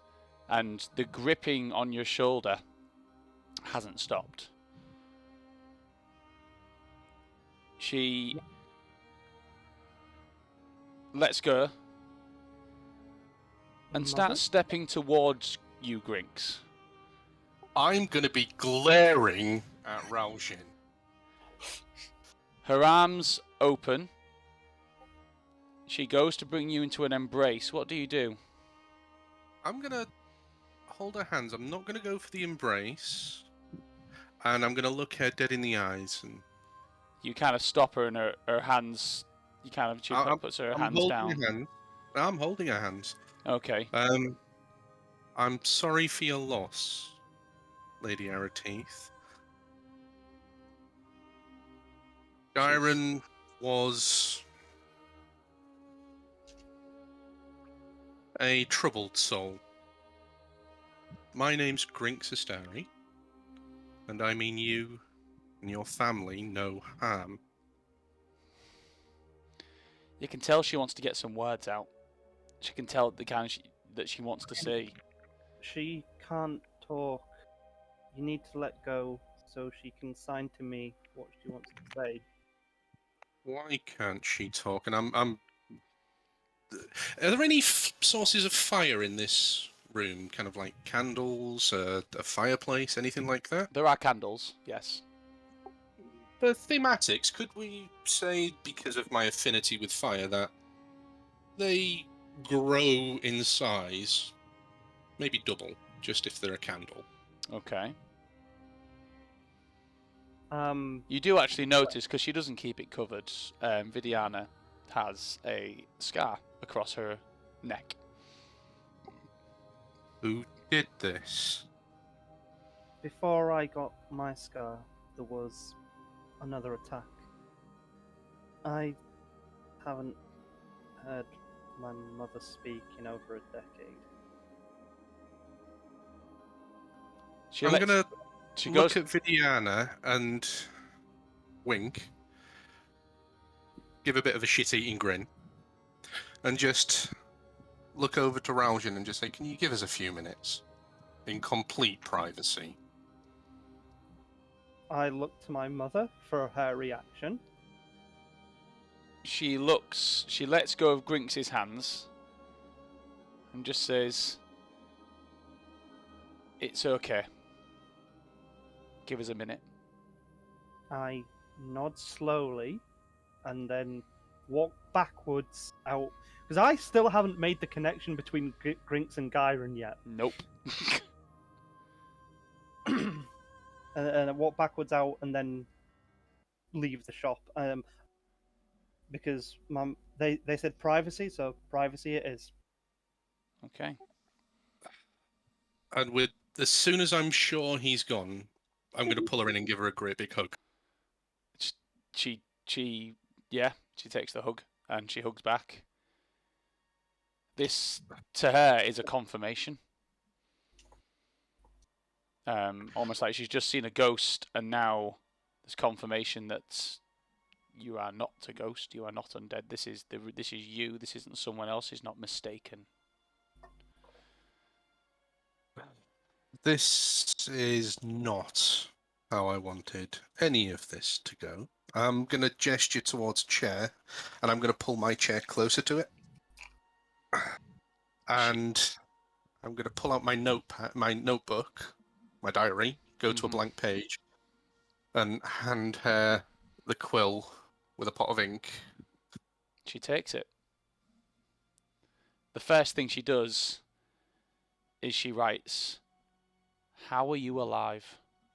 And where have you been?" I'm going to smile. I ran away to the circus. And I'm waiting for the judgment. She responds with, "Don't joke with me. Where have you been?"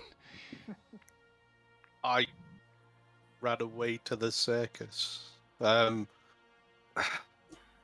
tell you what. Will the boy give us some time? Might be easier for you if you read what happened. And I'm going to gesture to the book that she's holding. It's my spell book. Okay. And I get to read what you sent me. Yes, so it'll be... did I send you the updated version? You sent me a version. Let's have a look. 2 seconds, I will send this one to you. On Discord? Letters Yeah, of I'll send I. it on Discord. No, that's a different one. Oh, okay. Sneak bugger, What? bloody Raljin knob. That's not going. I'd been private messaging him. As soon as he walked in, he had a hand on his shoulder. She listened to all of that. Okay, there you go. There's the... I'm really sorry to Jan and Sala, who haven't had much to do in the last... Apologies. Yeah. Interesting. Just realised I was on mute. This is gold. It's not gold. Feed me your pain. This is. You're right, Grinx. This is not gold. This is platinum. Delicious tears. My message. I know. This is going to be the thing. I'm going to feel so guilty at this, but I've been suckered into this. This is not my fault at all. I would love it if after this heartwarming, tragic, tear-jerking moment, Sal does find Vidiana and hands her the note that says, That is "Forget my about plan. me." That is my plan. I have heard nothing to the contrary. In fact, I mean, there's a very good chance I might beat up a shopkeeper in a moment. Oh no! Yes. Anyway, carry on with your heartfelt moment while I sharpen my new knife. Oh no! Are there any points that you wish Vidiana to... It's mainly kind of just... I don't know that it's been 60 odd years, that are 58 years I was with Viloth. That, according to my knowledge and what I've been told, it's been roughly 30 years and I was pissed off at that. So after taking a time, and it's been a lot longer than a minute, Raljin, but I'm assuming you're allowing her to have time. She just reads through it and she writes down, this was almost 60 years ago. what? Why? No, Raljin said 30 years. She responds with, I always told him to study his history. I'm just going to slump in the chair. 60 years. Pointy-eared, tree-hugging. I'm going to burn him alive. She writes, where have you been? With 3 question marks. Raljin literally dragged me in from the Feywild. The pointy-eared bastard I robbed was apparently an arch-fey. She then writes, with a sarcastic look on her face, maybe you should be careful who you rob. I'd certainly bear that in mind for the future. But to answer your question, how I left. So the last time I saw you was with my mother when I told you I didn't want anything to do with the family anymore. She responds, stops you, and she says, the last time I saw you was in Mornalari. You were in Mornalari? Why? When? I'm an envoy, she writes. I was there trying to spread the word of Elistray. I noticed you just outside the Web Walkers Academy. I wanted to approach you, but I was stopped by members of House Drakan. They said that they would speak to you about arranging a meeting and that you said you did not want to speak to me. Lying, cheating.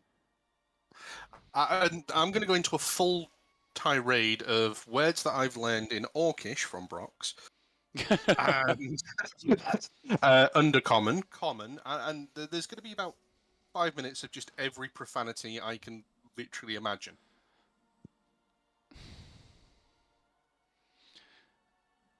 She writes, now Language.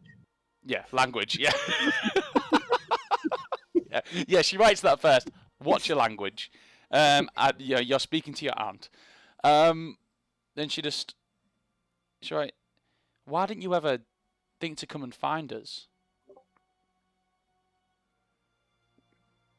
We trying to think mourned what- you. We had a What was- ceremony for you. I was a card-carrying member of the Drow Murder Squad. I Yeah. don't want to come back. I don't want to stain the name Arateeth with what I've done. You are an Arateeth. You're an Arateeth by blood. You're an Arateeth by nature. No. Gyron Arateeth was a failure. He was an idiot. He turned his back on his family. He's killed children, Vi. She kind of looks a little disgusted at that. Human children. She There was a writes, raid. I've read. I'm a fast reader, she writes. What you Gyron did Arateeth. in the name of House Dracan, you didn't do in the name of Arateeth. I'm going to go rummage in my pack, and I'm looking for any alcohol. I know there isn't any in there, but I'm looking. You don't find any. She's she kind of pauses for a moment, trying to think about what to write. Then she puts quill back to paper and just says, or writes, why didn't you come back with me to Nearloon? No, that is never going to happen. What we found in the Feywild is the only reason I'm still with the boy, and I haven't left yet. We saw an older version of your daughter, who was broken. What? A siren had an attack on Ashenoake. She was from the future, or one possible future. I didn't hear all of it, but there was talk of dragons and lizard folk, and a siren being behind this. It's the only reason I'm here, Vi. I wouldn't be here. I would have left if there hadn't have been a threat to you and the boy. Well, you stuck around because there was a threat to us. Why not just stick around longer? Why not just, Because Gyron Arateeth is dead. There are still Dracan assassins after him. Gyron needs to die and stay dead. He's been mourned and lost. That's the end of it. There are many people that would be so happy at your return. When Everyone- I deserve the return, Vi.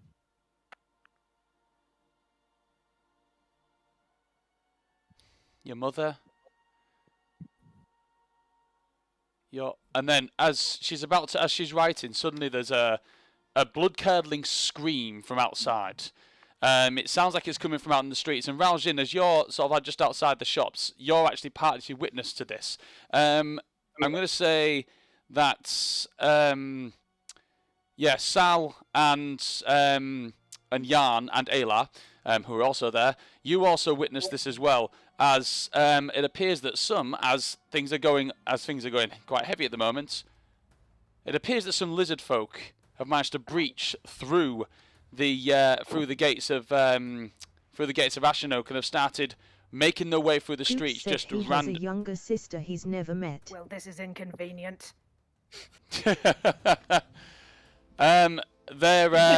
they're attacking and attacking some of the random. Some people are running. You see the guy with his crabs that have just they're scuttling all over the place. He's like, "Ah, me crabs!"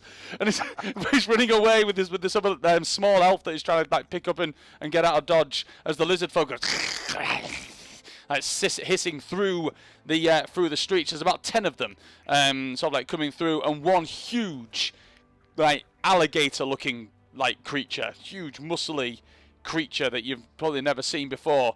What would you like to do, Raljin? Okay. I guess I head towards the screams as fast as I can. Okay. Grinx, obviously you hear all this going outside. Vidiana stands up and just kind of looks worried. You notice that on the paper that she's writing, she's kind of mid-sentence, and it kind of the score kind of goes off the page as she turns. She kind of signs something to you naturally, Grinx, as if you'd understand. And then she gets up and she pulls back the curtains and goes outside to look. Raljin, Sal, Yarn, from different directions, but all sort of converging in a similar area. There are lizard folk sort of coming in from different directions. And I'm going to say you're in visual range of each other. I haven't got a map, sadly. I do apologise. So we're going to go theatre of the mind on this. So I'd like everyone to roll for initiative, please.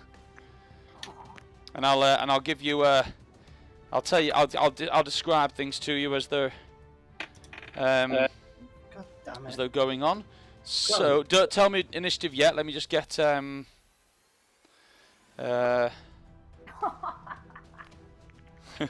initiative continues to be hot garbage.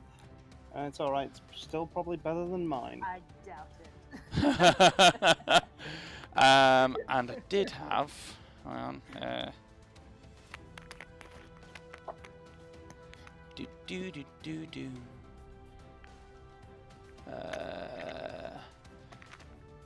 I'll go with.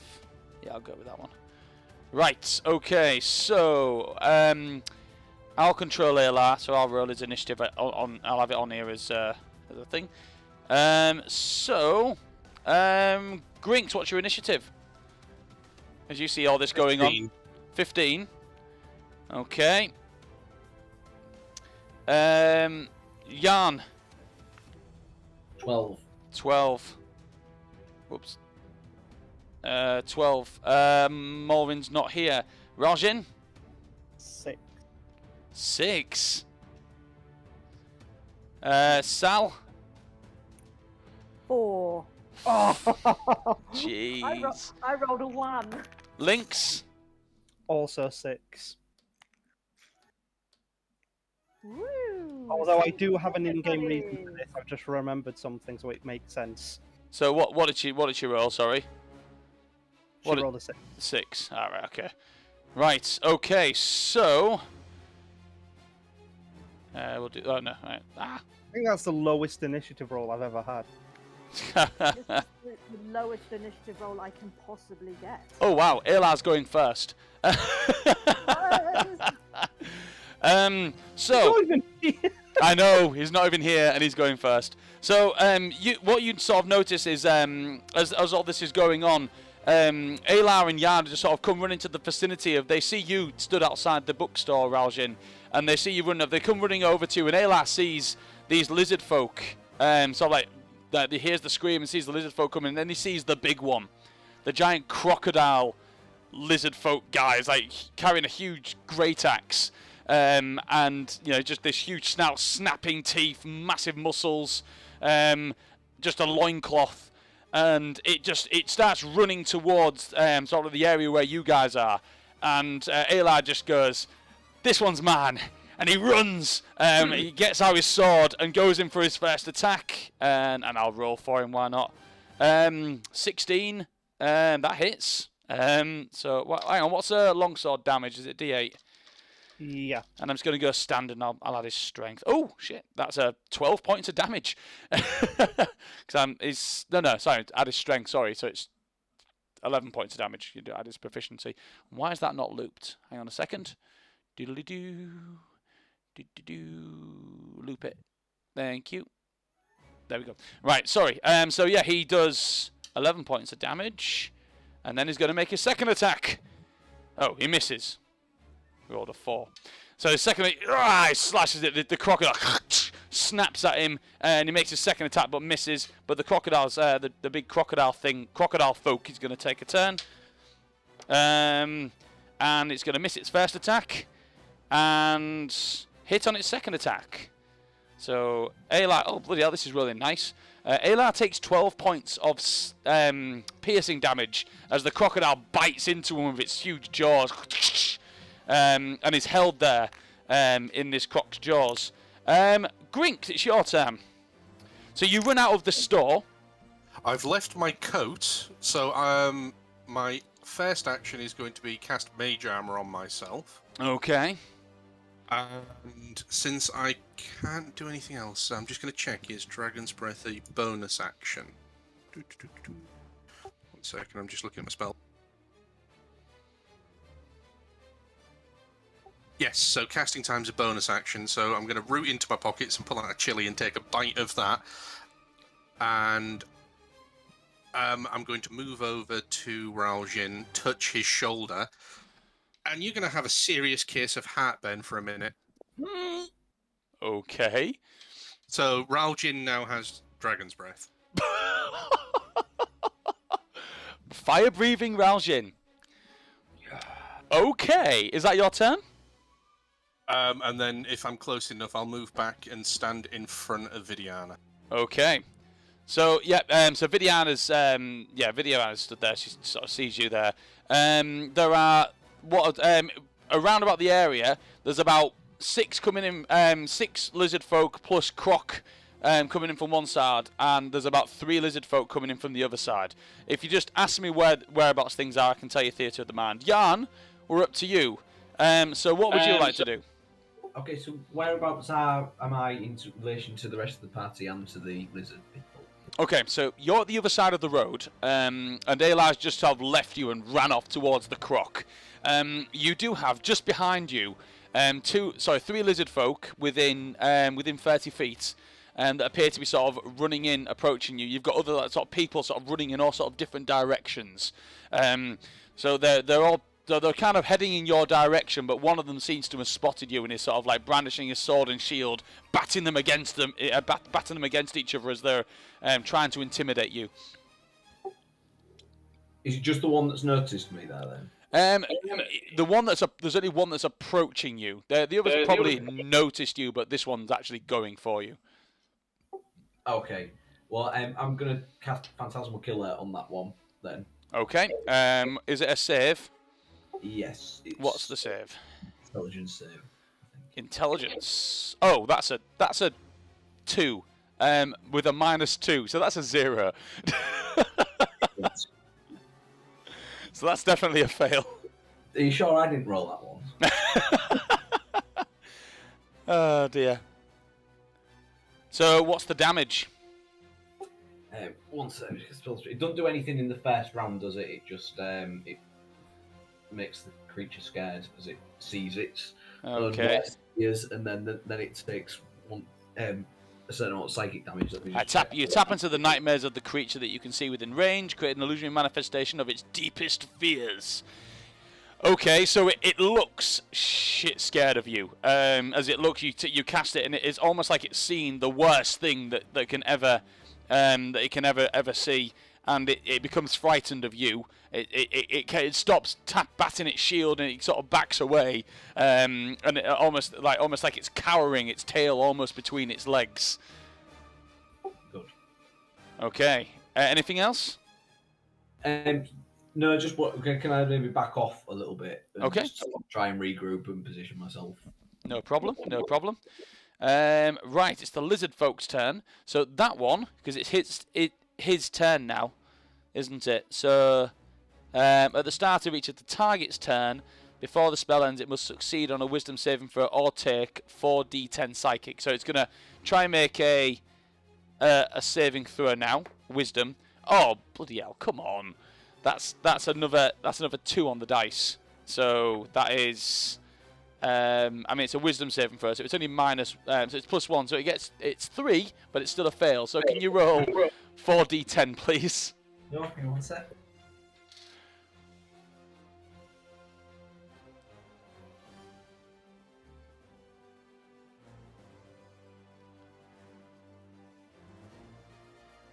Diddly-diddly-doo-doo. What's the damage?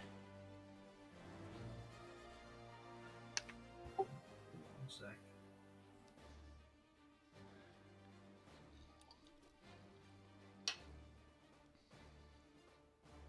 It's 22 damage. Oh, right, okay. So, yeah, I don't really know how to describe this. The creature that it obviously saw was scared this creature so much that it decides to put a sword through its own neck. So it kind of backing off and it kind of looking, doesn't know where to go, so it just takes the sword and just goes and slits its own throat, and it just falls to the ground dead. Dead. Yeah, psychic damage will do that to you. Next lizard folk. We're going to stay on the same side as you. So the other two that's on the same side. One of them's going to see this kind of happen and look real confused and go and inspect its brethren, and it's like, and it looks over to you, and it's going to sort of advance upon you, and it's going to make a slashing attack on you, Jan. So I need to get this dice is going in dice jail. So that is a to hit with its club. I do apologise, with its club. That is a +4, so that is 8 to hit. No, that's a miss. All right, okay. It does have multi-attack though, so I'm going to get it to attack again with a different die. 13 to hit. That hits. Oh yes. Yeah. I mean, too bad. So that is 5. It's with a heavy club, so 7 points of bludgeoning damage as it hits you across the chest. And oh yeah, that's fine. And that's its turn. The other lizard folk on that side is going to run. It's going to make an approach on you, Raljin. And it gets it. Sorry. No, go on. That's fine. Yeah, it's in melee distance. It goes to hit you with its club and misses. It's then going to get its spiked shield, and it's going to try and sort of get you with the spikes on What its. does it get? Because I just remembered I'm not wearing my armor and I don't have my bow. Oh, right, okay. So it rolled a 4 on that last one, so that's not going to hit with that. This time it rolled a 14 though. Yeah, that'll hit. That'll hit. So Yeah. 14. Spike shield is 1d6 plus 2. Oh, so 3 points of piercing damage with that, and it rips your fine clothes. The next one, 2 of them are going to go on Alar because they're attacking its. Oh, that's a 19. So Alar takes 8 points of damage. The next one, its second attack with its spike shield, is not going to hit at all. That's 13 on dice, but even with the bonuses, I think Alar's actual AC is 19. So I have to beat that. The second one, no, misses. And 18 plus bonuses definitely hits. So he takes another 6 points of damage. So just keeping track of this. Alar has taken 6 plus. Did I say 8 the first time? So 6 plus 8, 14 points of damage. Okay. As he does this, the other ones are going to start advancing on you guys. So Grinx one's going to get within melee range of you and Vidiana. I'll be providing 3/4 cover for Vidiana, so if anything's going at her, I would be stepping in the way. Okay, so there's 2 coming on you guys. The first one is going to make an attack and gets a 11 to hit you, Grinx. Nope, with mage armor up. Nope. The next one's going to 15 to hit you. Nope. Nope. The second one's going to make its first attack. Natural 20 to hit you. Yeah, that hit. So that is 6, 7, 8 points Actually, of. what would it be? It was what would it be total? Natural 20. I mean, always Or a hits, total but of 24. Well, no, because... Okay, yeah, I can't do anything with that. Even with shield, it takes me to 23. So yeah, no, that's going to get through. Yeah. And natural 20 always hits anyway.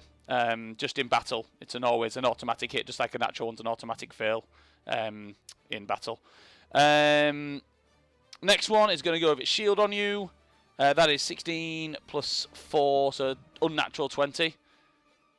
I'm going to shield that one, so that's my reaction gone for this turn. Okay, so that doesn't hit you.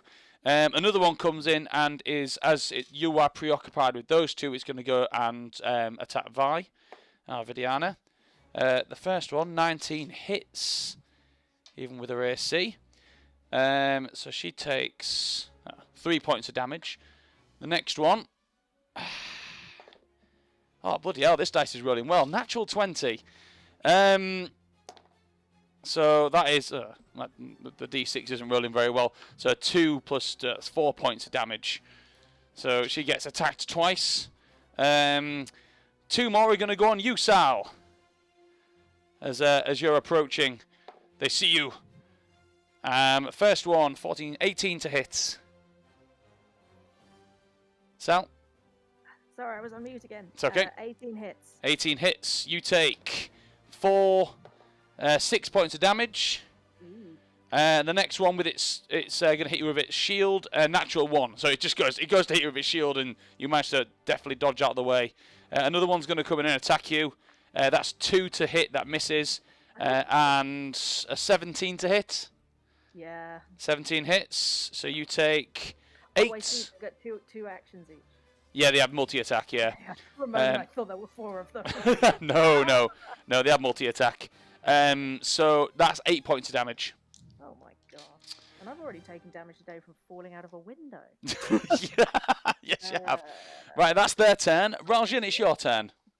Okay. So thanks to this Dragon's Breath malarkey, I can create a 15-foot cone. Mm-hmm. Oh, Jay, you have to tell me what type of breath it is. Fire. Fire. Okay. How many of them can I get in said 15-foot cone without hurting my allies? The ones that are running towards you, there's actually 3 that you can get in that cone. Okay. You get 3 at once. And you only cast it at 2nd level, didn't you? At its base level. Yeah. Yeah. So that's each of them, those 3, must make a Dex saving throw. Okay. But So does this go off my Dex or? My spell DC, I'd have thought, so it'd be 15. Yeah. So the first one is Actually, there's a point here, Phil. How much damage did I take? And I don't know. You should have recorded that. How much damage did you I take? didn't hear it. Sorry. Oh, I right. mean, it was a crit. So I Oh, didn't right. So need yeah, but the crit damage, wasn't that but- bad. I think you took it was only 2 on the dice, so it'd be 4, 5, 6 points. So I wouldn't need to make a concentration check for that. No, maybe all right. Actually, well, no. Well, roll it as long as you don't roll below a 6. 17 on die. Yeah, you're fine. So yeah, it's still fine. So yeah, you can use that. So the first one rolled a 14, so that fails. Yep. The next one rolled. What's it? Oh no. So yeah, the next one rolled an 8, so that fails. And the last one rolled a 14, so that one fails. So they all fail. Okay, and they all take 5, 9, 13 points of damage. 13 points of damage. I go. Oh, something 13. doesn't feel. Fire breathing Raljin, I love it. It's not enough to kill them all, but 2 of them are looking severely burned and not happy. Right.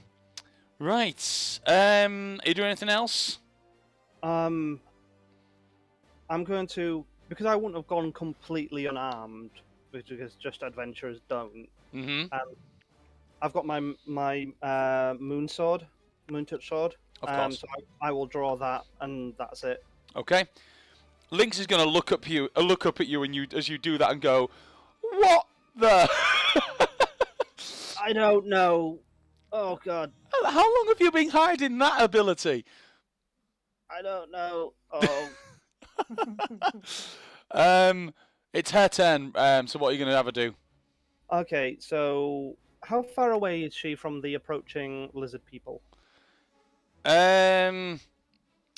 She can do her charge attack. She's close enough to do that. Far enough away, you mean? Yes. Okay, yeah, then she is going to do a charge attack. Mm-hmm. Okay, now she gets a good roll. So that is 17. 17. So, 17 hits. Yep. Okay, so that is 1d8 plus 2 plus my PB. 1d8. Thank you. So that is 12 points of damage. 12 points of damage. That's enough to finish off one of the ones that you burned. So that one's dead. She jumps on, rips its throat out as it dies on the floor. Sure, anything else? No, she can't. Don't need to do it, but I was wrong before. It was actually 17 points of damage. Oh, okay. Well, it's still very dead. It's even more dead, yeah. Yeah. So, Sal, it's your turn. All right. Can I say for Theatre of the Mind that I would have been next to a building because I would have been naturally skulking? You would have. Oh, absolutely. Excellent. And I would also like to double check how many points of damage the Dagger of Venom has. The Dagger of Venom, Jay, you've got the 2d10. It's 2d10. I sent you the stat block. Yeah, So it's one charge per day. Okay, but when it's not that, is it just a normal dagger? Yes. Yeah. So it's plus one dagger. Yeah. normally. It's a +1 dagger. Super. Okay. All right. Well, I've got 2 on me, right? Mm-hmm. There's also the big guy. And how many others? So the ones that are still alive, 1, 2, 3, 4, 5, 6, 7 of them still alive. One of them looking very weak, and then of course there's the giant croc guy as well. You can also hear now that there's commotion going on, quite a lot of places, as if there's more than just this group of lizard folk, and you can hear a lot of the townsguard are getting involved in this. Excellent. I am going to stab one of them that's attacking me with the venom dagger. Do a rolly roll. Ooh, that's going to hit. So that is 17 plus. Is 24 to hit. 24 definitely hits. Roll for damage. Alrighty, and then normally, if I put on my d4s, that's a d8. D4s. Who needs them? Yes. So it's 8 points of damage. But I might just sort of go straight for getting rid of one of them straight away and stab it full of poison. Okay. So, oh my god. I got 2 6s. Oh, nice. So, in total, I rolled 8 points of piercing damage and I rolled 12 points of venom damage. So 20 so in I rolled total. Maximum damage, basically. Nice. That's enough to kill it. Good. You stab it and you press. There's a little button on the handle which just injects it with the venom. It's enough to send the necrotic black veins through its neck, and you see as it kind of gargles on its own black blood and bile, and then hits the floor, mouth The wide mail open. always comes through. And then I'm going to run up the side of the building. Okay. With my spider climb shoes. Nice. Get the high ground. Yeah, like a nasty little spider, cackling all the way. Oh, and my bonus action is to disengage away from this. Of course. Yeah, because there's one more that you disengage from. Yeah. Right. So basically, there's 2 of them. One of them just instantly falls over, and the other one sees this little scurrying shape laughing on its way up the wall away from it, like Love something out of like a Japanese horror movie.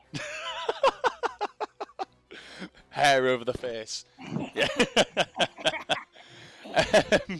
So Elad's turn. He's still in battle with this crocodile. The crocodile's got its teeth around his chest, and he's just like laughing away, going ha, as he would. And I'm gonna stab it in the eye. Natural 20. Whoa. Oh shit. So that is 5 plus obviously doubled, so that is 10. He didn't send me his character sheet, so it would be his strength, which I'm pretty sure is a +3 or a +4. I can't remember. Hang on, let me just have a look, because I think I might have it on here actually. +2. I thought it was more than that. So his strength is a +2. So that is 12 points of damage. And do you know what? He would pump superiority into this, wouldn't he?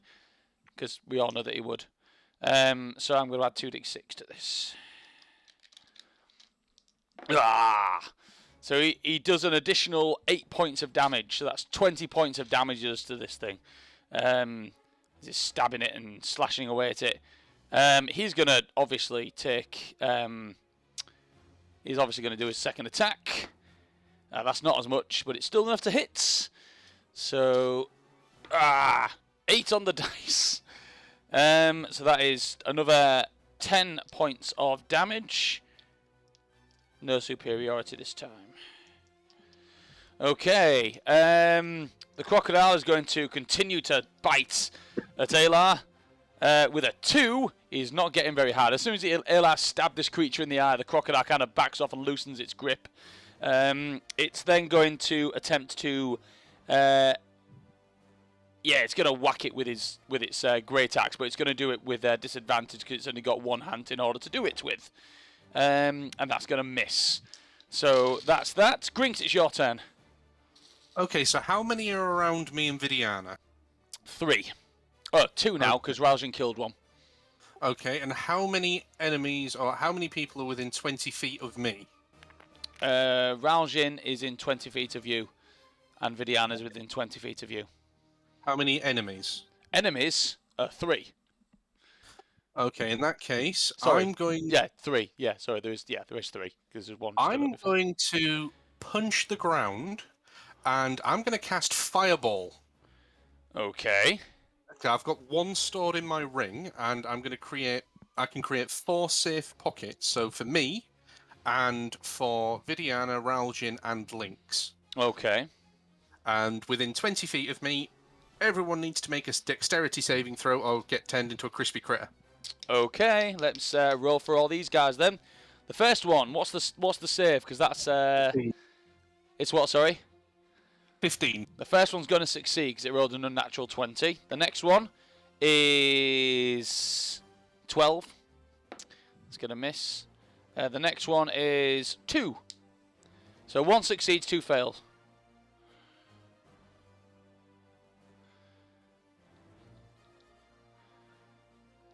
So what's the damage? I think he's working it out. 31 points of fire damage. That'll be 15 to one of them, but if that's the one that Raljin's already hit... They're all dead. Yeah, that one's dead, that one's dead. It will be in blind fury as you dare to touch hair. And I just smack the ground. Okay, that's... Yeah, they're all dead. Vidiana actually hasn't had her turn. I was gonna have her turn. So hang on 1 second. I'm gonna put her in now because I forgot to put her in the order. So let's add her in and do her initiative. Oh, sweet. Okay, so in future she goes after the giant crocodile. So, she is going to do some of her spell casting, I believe. So, she is going to... Let's have a look. Why not, eh? She's going to cast... Who's been hurt? I have. Instantly she's going to look at you and she's going to cast Cure Wounds on Raljin, seeing that you've been hurt. A baby boy. So you cure. Where's my thing? I do have it. It's not that bad, really. Yeah, but you're her baby boy. So she's gonna cast it at 4th level. No, 3rd level. No. Because, what? So So that's you heal up 22 points. No, I heal up 3. Oh, no, it's fine. It's not like any of us are wounded. Good. Oh dear. And then she's going to. That's going to be her turn. She's not going to try and move. Actually, she can move because there's no lizard folk around. They're all crispy. So she's going to move into a position where they're not going to be able to get to her and attack her instantly. Right, there are 3 of them left plus crocodile. So Yarn, it's your turn. Okay, so how many have we got left? 3 of them. One of them is on you, sort of coming towards you.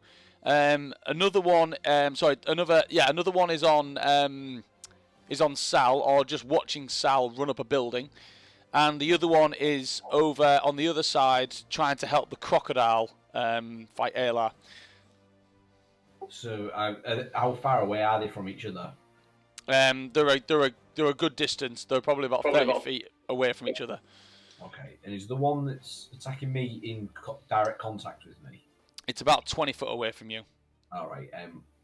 I don't really have other options, so I'm going to cast Phantasmal Killer again on that one. Okay, wisdom saving throw. That is going to fail. That is a 11. Okay, excellent. So it's been affected. So it's frightened now. It's not frightened of you. It's not going to approach you. Are you doing anything else? Where is everybody in relation to each other? So you were across the road. So as you look across the road, sort of about, I don't know, it's about 15 foot across the road from where you are, you can see Raljin, Vidiana, and Grinx all in front of the bookstore. As you look ahead of you, on the same side of the road as you, you can see Sal spider walking up a building about 20 feet down from there. And then about 20 feet away from Sal, further down the road, you can see Ayla locked in conflict with a giant crocodile, humanoid crocodile creature. Okay, I'll start moving towards Ayla then. Okay, so you start heading that way. Cool. Use your 30 feet of movement. Yeah, I'll use the. How far away is it? You said it was about 20 feet. It's about 40 feet from you. Yeah, I'll move full movement then. Okay, cool. I'll say that you avoid the lizard folk that's on that side of the road as well then, on your way. But yeah, because he is sort of like in between, but he is concentrating on Sal at the moment. First of all, can you please... can you please roll 4d10 psychic damage for the guy that you've just... for the lizard that you've just affected with Phantasmal Killer?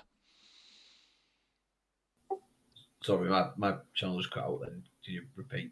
Oh yeah, sorry. Could you please roll 4d10 psychic damage for the lizard folk that you just affected, because it's his turn? Okay, yeah, sure.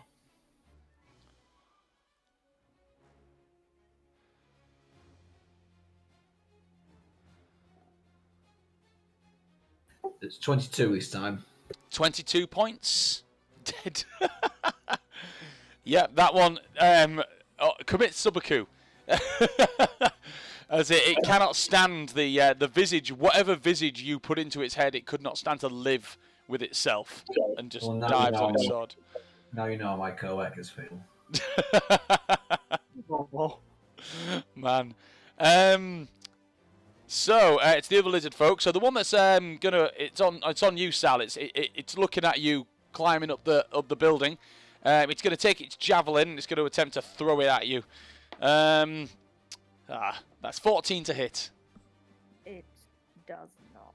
It does not hit, and that's its only javelin. And I'm going to say that it goes up and flies up, and it can't retrieve it to do it again. So, why not? It's going to attempt to climb up after you by actually doing an athletics, like climbing and grip. Just to be clear, though, I can just move at my walking speed with spider climb boots, so I am 30 feet up this wall because the established tribe was right next to it. Yes, exactly. So it's going to attempt to try and climb up towards you. It's going to attempt it. I'm not saying it's going to be able to do it. No, you can only try. Okay. So athletics. It makes it about halfway up. So it's kind of standing on a window ledge. It kind of climbs up and it's on the window ledge. You can see it kind of scratching at you and snarling, trying to get at you. That's going to be its turn. The other one is going to attack Alar as it's helping its crocodile friend. But the crocodile, actually, you can see, is almost looking insulted that this lizard folk is helping it. But it's going to try anyway and fail with its first attack, second attack, and fail again. So what's actually happening over there is the crocodile is in battle with Alar. But as the lizard folk is trying to help, the crocodile keeps batting it away. It's like, no, this is mine. So they're having a bit of a conflict over who gets to eat Alar. Raljin, it's your turn. Okay. Is there any one of the lizard folk I can hit without crispifying one of my friends? You could hit the one that's on the wall, although you may set fire to the building. Do it. That's the only that's or there's the one that you could walk up and you could attempt to get the one that's attacking Alar, which you could probably do without hitting Alar. You just won't be able to hit the crocodile because Alar and the crocodile are very close to each other. How big is the crocodile to have Alar in his mouth? Because it's a cone, so technically, if Raljin pointed his head down, I mean, you can certainly try. By the middle of the crocodile. I mean, you can certainly try. You know what? I am going to... In fact, yeah, I'll say that you could actually hit the crocodile. Yeah, well, I'll go for lizard and crocky then. Okay, so you're running over in that direction. You get within 15 feet, I believe, is the range on this thing, and you breathe fire.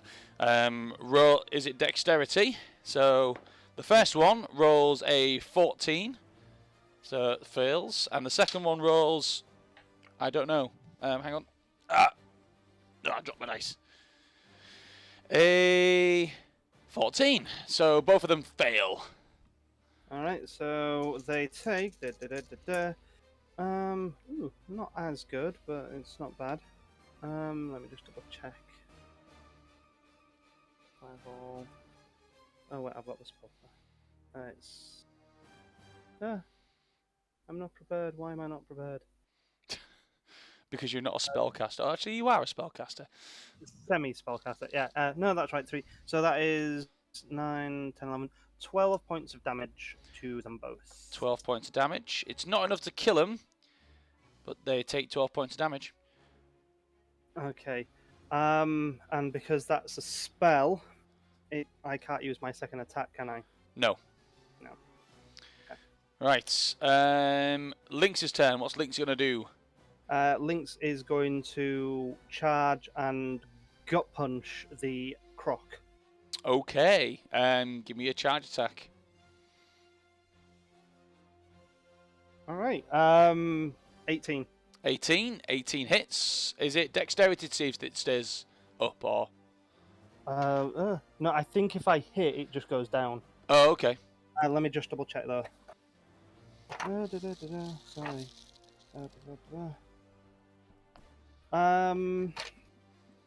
Here we go. Charge. If the beast moves at least 20 feet forward, if the target is a creature, it must succeed on a strength saving throw. Well, we'll see how this works.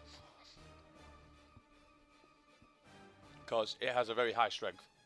That's fine. That is a 24 to succeed. Yeah, it still takes the extra damage, which is Yeah. what I was more concerned about. Yeah. Okay.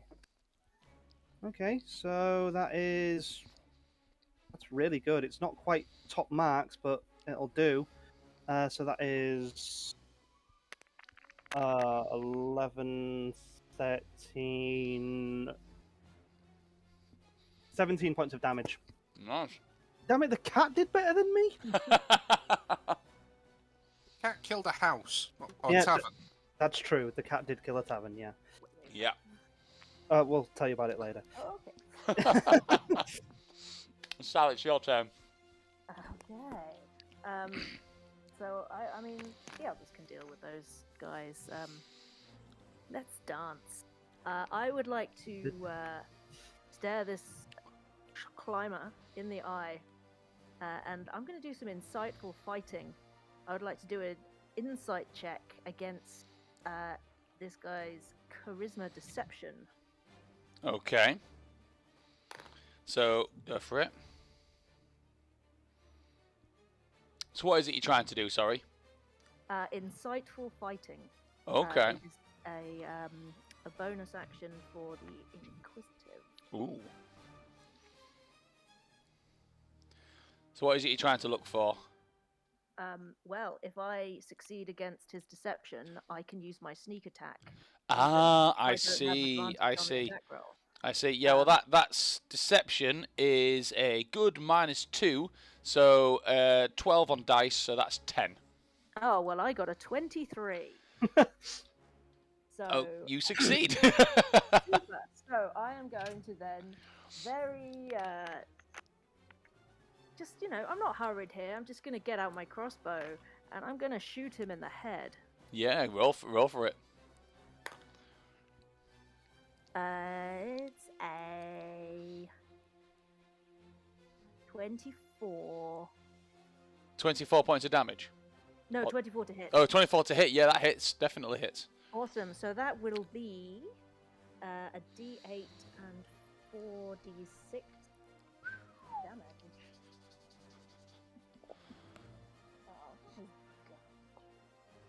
It's not as good as my last one, so let's see.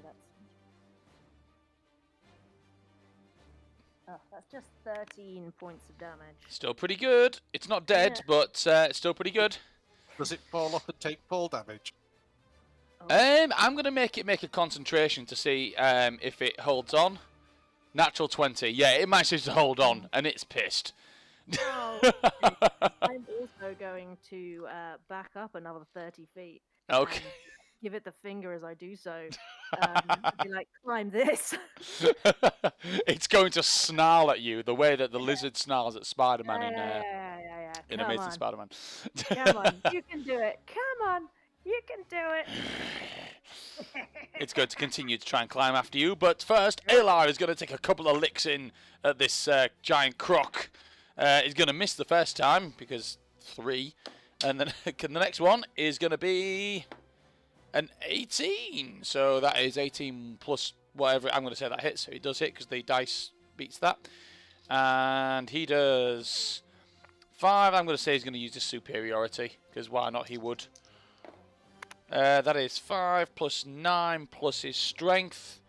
So 13, 15 points of damage. Boom. This croc's starting to look a bit holy. And he's going to make his second. He's going to make his second attack on that. That's going to hit. He's not going to spend his superiority this time because he doesn't have it. Another 7 points. 7, 8, 9 points of damage. And the croc is looking very bad. It's the croc's turn. He's looking pissed. It's going to rage and make its attack. That is a 19 to hit with its great axe. So he's going to push Alar back and deal 7 plus 4. 4, 11, 12, 13, 14 points of slashing damage, and then going to bite him, because why not? That is going to miss, so it doesn't get the bite in. Right, it's Vidiana's turn. She's not going to heal you this time. She is going to... she's a cleric, so she doesn't have much in the way of damage dealing. So, why not? She can cast. Why not? Let's just do this one. She walks up towards the. Are there any? Oh yeah, the one that's one of the two that's not dead yet. She walks up towards it, gets within 20 feet. She extends her hand. And she's going to cast Web. So webs kind of begin to shoot out towards this creature, and it makes it difficult terrain and obscures its vision. Now, it can also stick it to a building, which is actually what she's going to do. She's going to, it kind of, like Spider-Man, it kind of sticks this croc to the building that it's next to. In fact, it's the sorry, not the croc, the lizard folk. It's going to be the one that's crawling after you, Sal, actually. So the one that's crawling after you now gets webbed to a building. And it's got to make a dexterity saving throw. And it's going to fail. So this croc that's kind of chasing after you, it's about to jump up towards you, and then this web kind of sticks it to the wall. It's kind of like, not happy. Grinx, it's your turn. Okay, seeing as though this beastie is going after my friend Sal, I am not happy about this at all. See this, so it's kind of stuck to the side. Would you say I would have advantage on an attack against it because it can't move? Yes. Okay, so I'm going to grab my spell focus, point the blade or the hilt at this thing, and cast Chromatic Orb at 3rd level with thunder damage. Okay. The idea is I kind of want it to kind of explode like a bug on the side. Okay. Yeah. Is it a save or an attack roll? I think I need to roll for this. 1 second. So, you make a ranged spell attack. So that would be 17, 18, 19, 20, 21, 23 to hit. That's definitely going to hit this stuck to the wall lizard. It's going to be 4d8 thunder damage. Yes, it is. 12.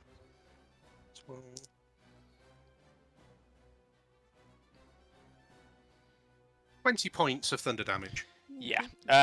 So as Vidiana kind of walks forward and sticks it to the wall, you then walk forward and just go, and an orb appears in your hand, and you just shoot it forward. It hits the creature, and you just hear, and thunder emits throughout the entire area. Everyone kind of has to kind of cover their ears a second and look down, and then look back up, and there is a green smudge on the wall. Where this lizard once was, with sort of like splatters of red and black all over the place. Its head then kind of lands on the floor, just in front of you, Grinx. Like fencer's salute to Sal. I'm going to turn around, give Vidiana a shit-eating grin, and just start stalking over towards the crocodile for my full movement. Okay. Yarn, it's your turn. You've just seen this this lizard folk explode as you're walking past it.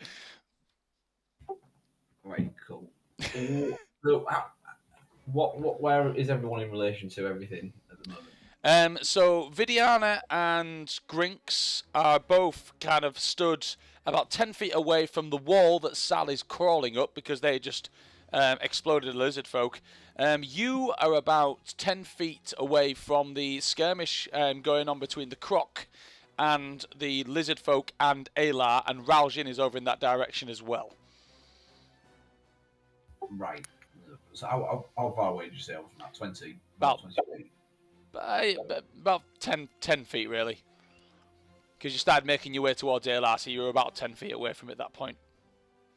Okay, well, I'll stay where I am, and I'll just cast Magic Missile on the big one then. Okay. Kill steal much. Leave the big Spellcasters for the win. Yeah. So roll damage.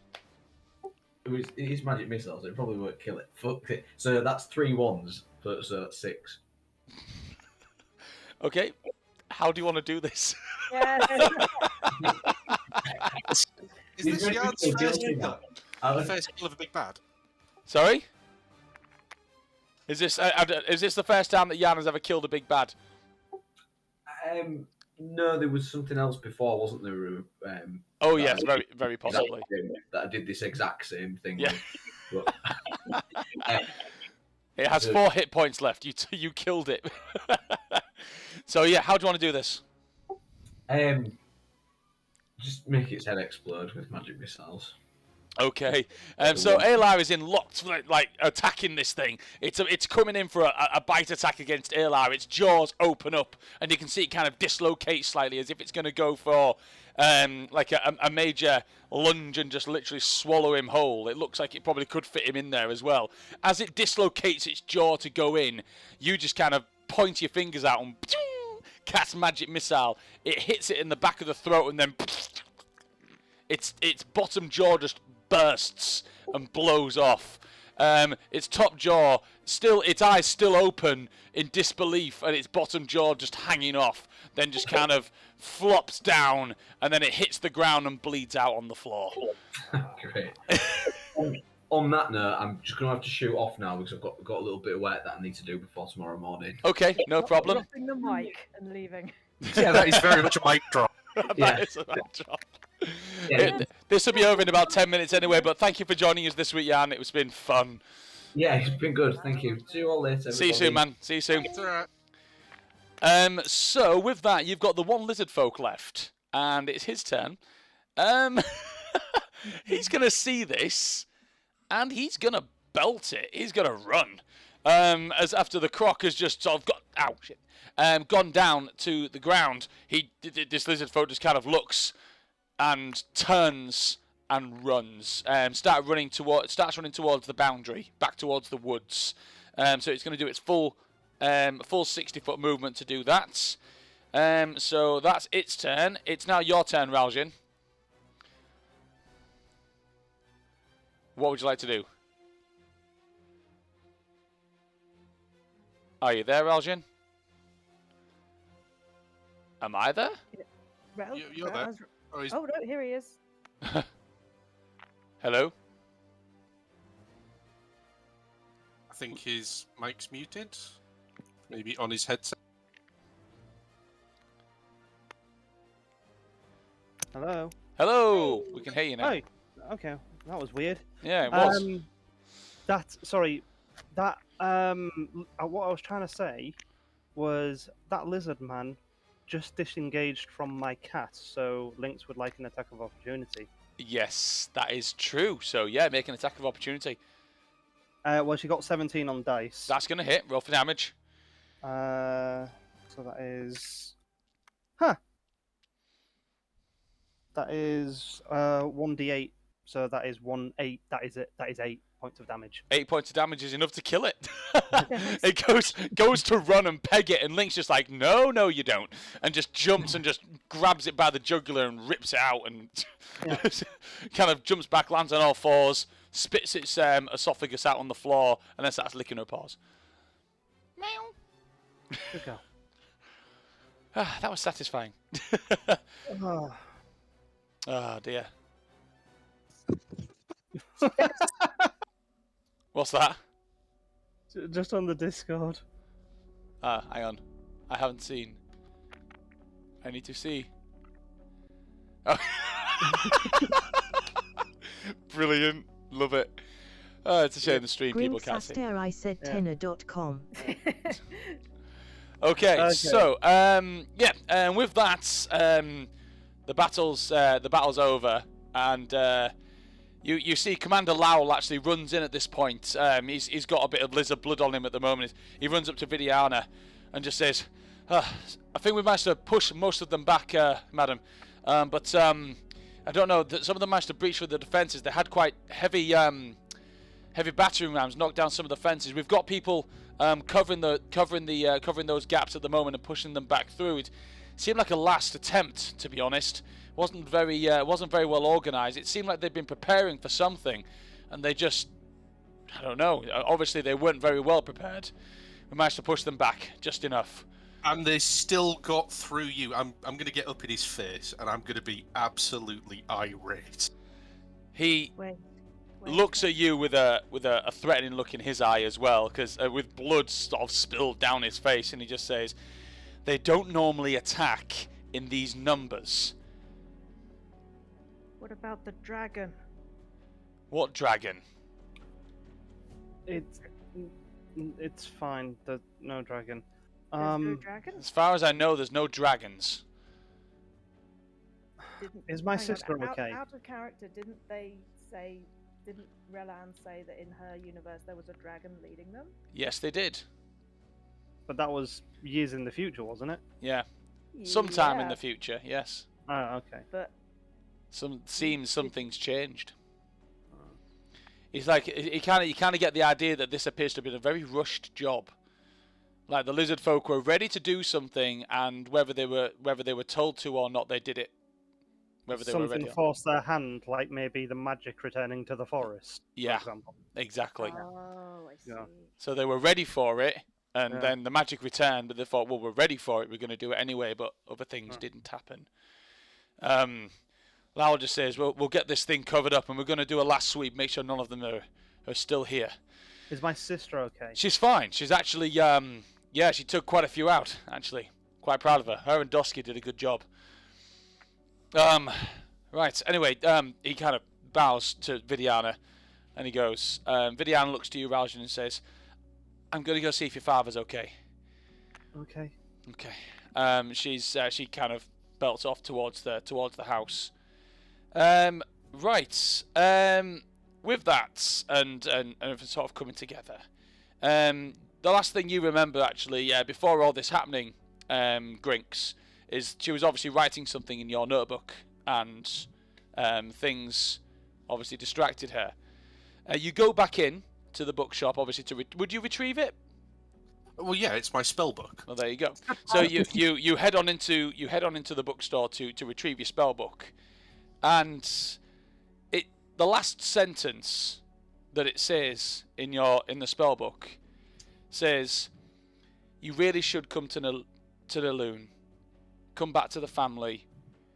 We miss you. I miss you. Your mother, and that's where we're going to end tonight's session." Wait, what? And we're gonna just stop it there for now, guys, and it's gonna be time for us all to call it crits, and we'll leave you on that cliffhanger of what she might have been actually going to write before the commotion started. So for now, guys, we're gonna call it crits, and we'll continue this next week. See you all soon, guys. Bye-bye. Bye.